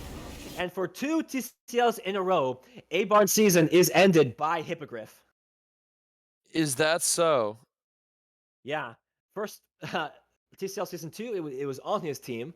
And for TCL Season 3, it's now against him. So Hippogriff just, this time actually doing so well across the series. 3 games in a row, just really shutting down Reform Bully. And the whole footlong team just looking super solid. I mean, there are some moments where the engages could be a little bit better. There are some moments where they could really have a little bit better communication. But overall, individually, that skill is super, super solid. And right now, they're looking like they're looking to contend against the Verdant Monkeys in the semifinals. Yeah, I mean, they will try.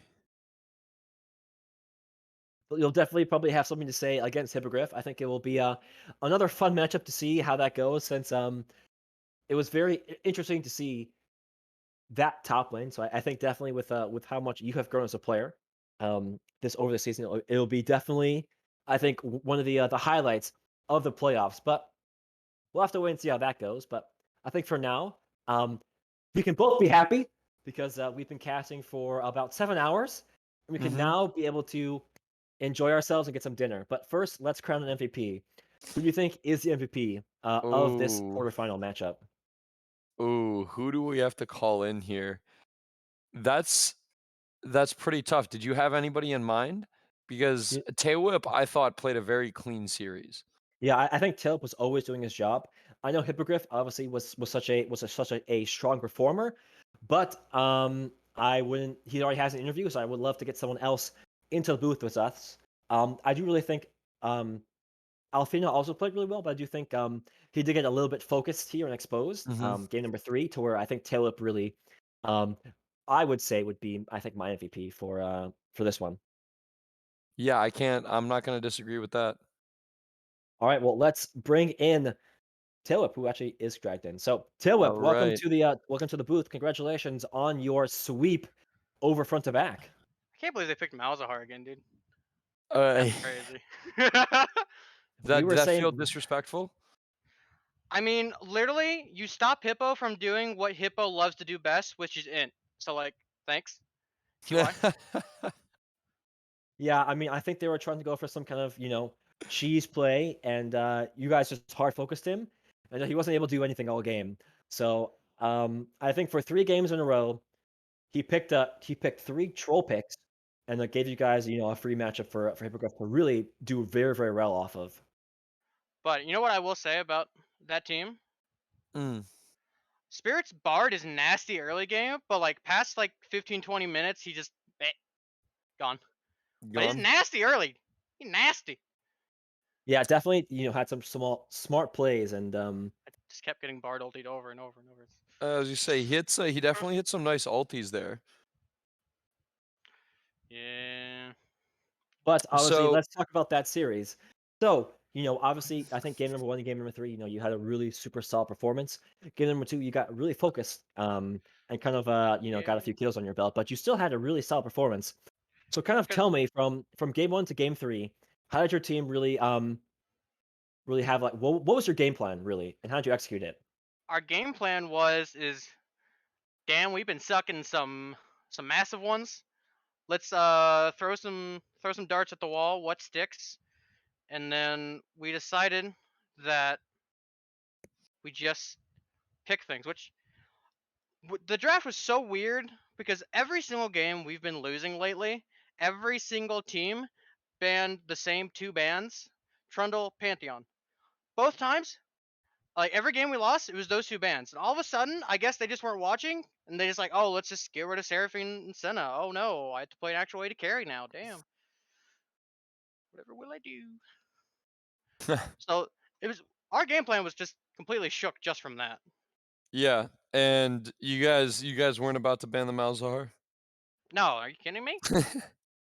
What Ash did is so good into two APs because I just get to go shield bow, wits end, and I just can't be killed. The second game, Ceridian kept trying over and over to kill me, and he couldn't. So then he just gave up trying to kill me. and what was Hippo's last question for me? What's Hippo's initial reaction to seeing that Malzahar locked in once he realized it was top lane? Wait, he's actually picking this. Why? Wasn't worried about his matchups though? Hell no. I do have to ask though. This was a very, very back and forth game, to where the goal lead was always either in one person's favor, where you guys just ran away with it, or it was always 1K back and forth, back and forth, back and forth. You guys would win a fight, front to back would win a fight. You guys would somehow win a fight when you were down 3-5. How did you guys really play through just being almost in such advantages where you be behind and you find somehow a way to win? Well, I think for one thing, for that 1-3-5 we turned, that's why you don't have to care about going poke Sivir. I did the same thing as crit Sivir. I did the same amount of damage with my Qs. I half health Ceridian from 1Q. So that made that a lot easier. But I think it's just we drafted a lot of buttons to go, which Sivir and Ashe, like if you press your R button, you scream at your teammate, hey, I'm pressing my button, kill them. And then they're like, yes, sir, on the way, and then they go kill them. Yeah, and you sure did, since it was so back and forth, but it always seemed to end up in your favor, and obviously it ended up with you sweeping front to back. And obviously now you're moving on to play against the #1 seed in the Verdant Monkeys. Wait, What are Verdant your Monkeys are #1 seeds? I thought front to back was. That would be Verdant Monkeys, That's all I sir. ever heard from them. I thought they were first seed. Verdant What? Monkeys, sir. Yeah, that is actually ended up being the Verdant Monkeys. Front to back Alright, ended yes, up Verdant only Monkeys being the #1, fifth but all I seed. ever hear from those losers is that they're the #1 seed. Oh, we're the What are best your team, TCL. Look at us go. what are your expectations though heading into that match? Obviously playing against Our expectations is Bot Kingdom, Smilers. Oh, okay. Oh, Bot Kingdom.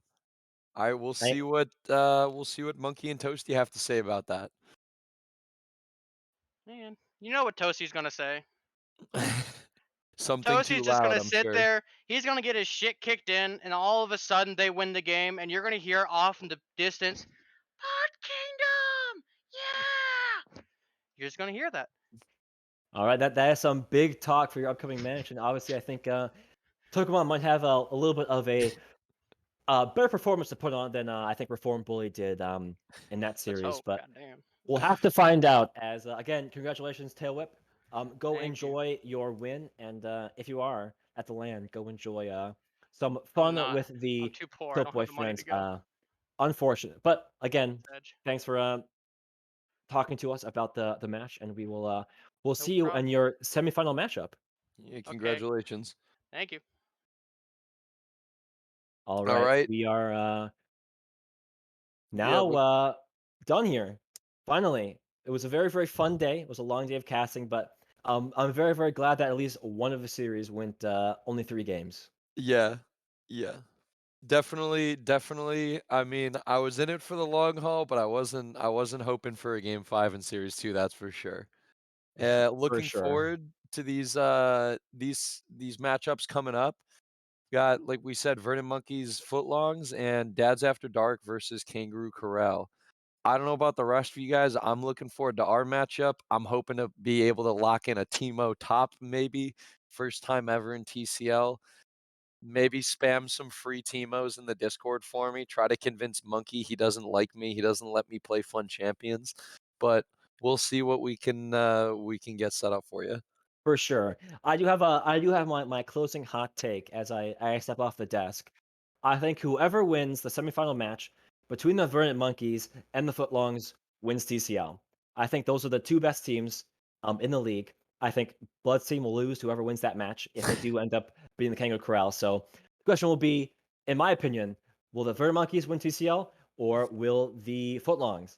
And I will be excited to see how that happens. But obviously, commiserations to our two losing teams today, to Front to Back and to the Dark Horses, as they tried their best. It was back and forth in all of these games, even though it was a 3-0 sweep. It was Mhm. close the whole entire way for Front to Back. So definitely they did show up and they did try their best. Aaron, looked super solid. Fortunately, I think Reform Bully definitely needs to fix his shampoo a little bit if he's going to stay top lane for season 4. Um, but that's it for us. Any closing thoughts for yourself, Tokamon? Just everybody remember A Barn Bad and good night, finally. Yeah, A Barn Bad season ended again by Hippogriff, 2 in a row. So we'll have to see how he feels about that one. But that's it for us here on the desk. We obviously, if you're at the Tilt Boys land, enjoy yourselves. If you're having a fun Saturday, enjoy your Saturday night as we both are going to go grab some dinner. So have a good night, everybody, and we will see you for the semifinals next week.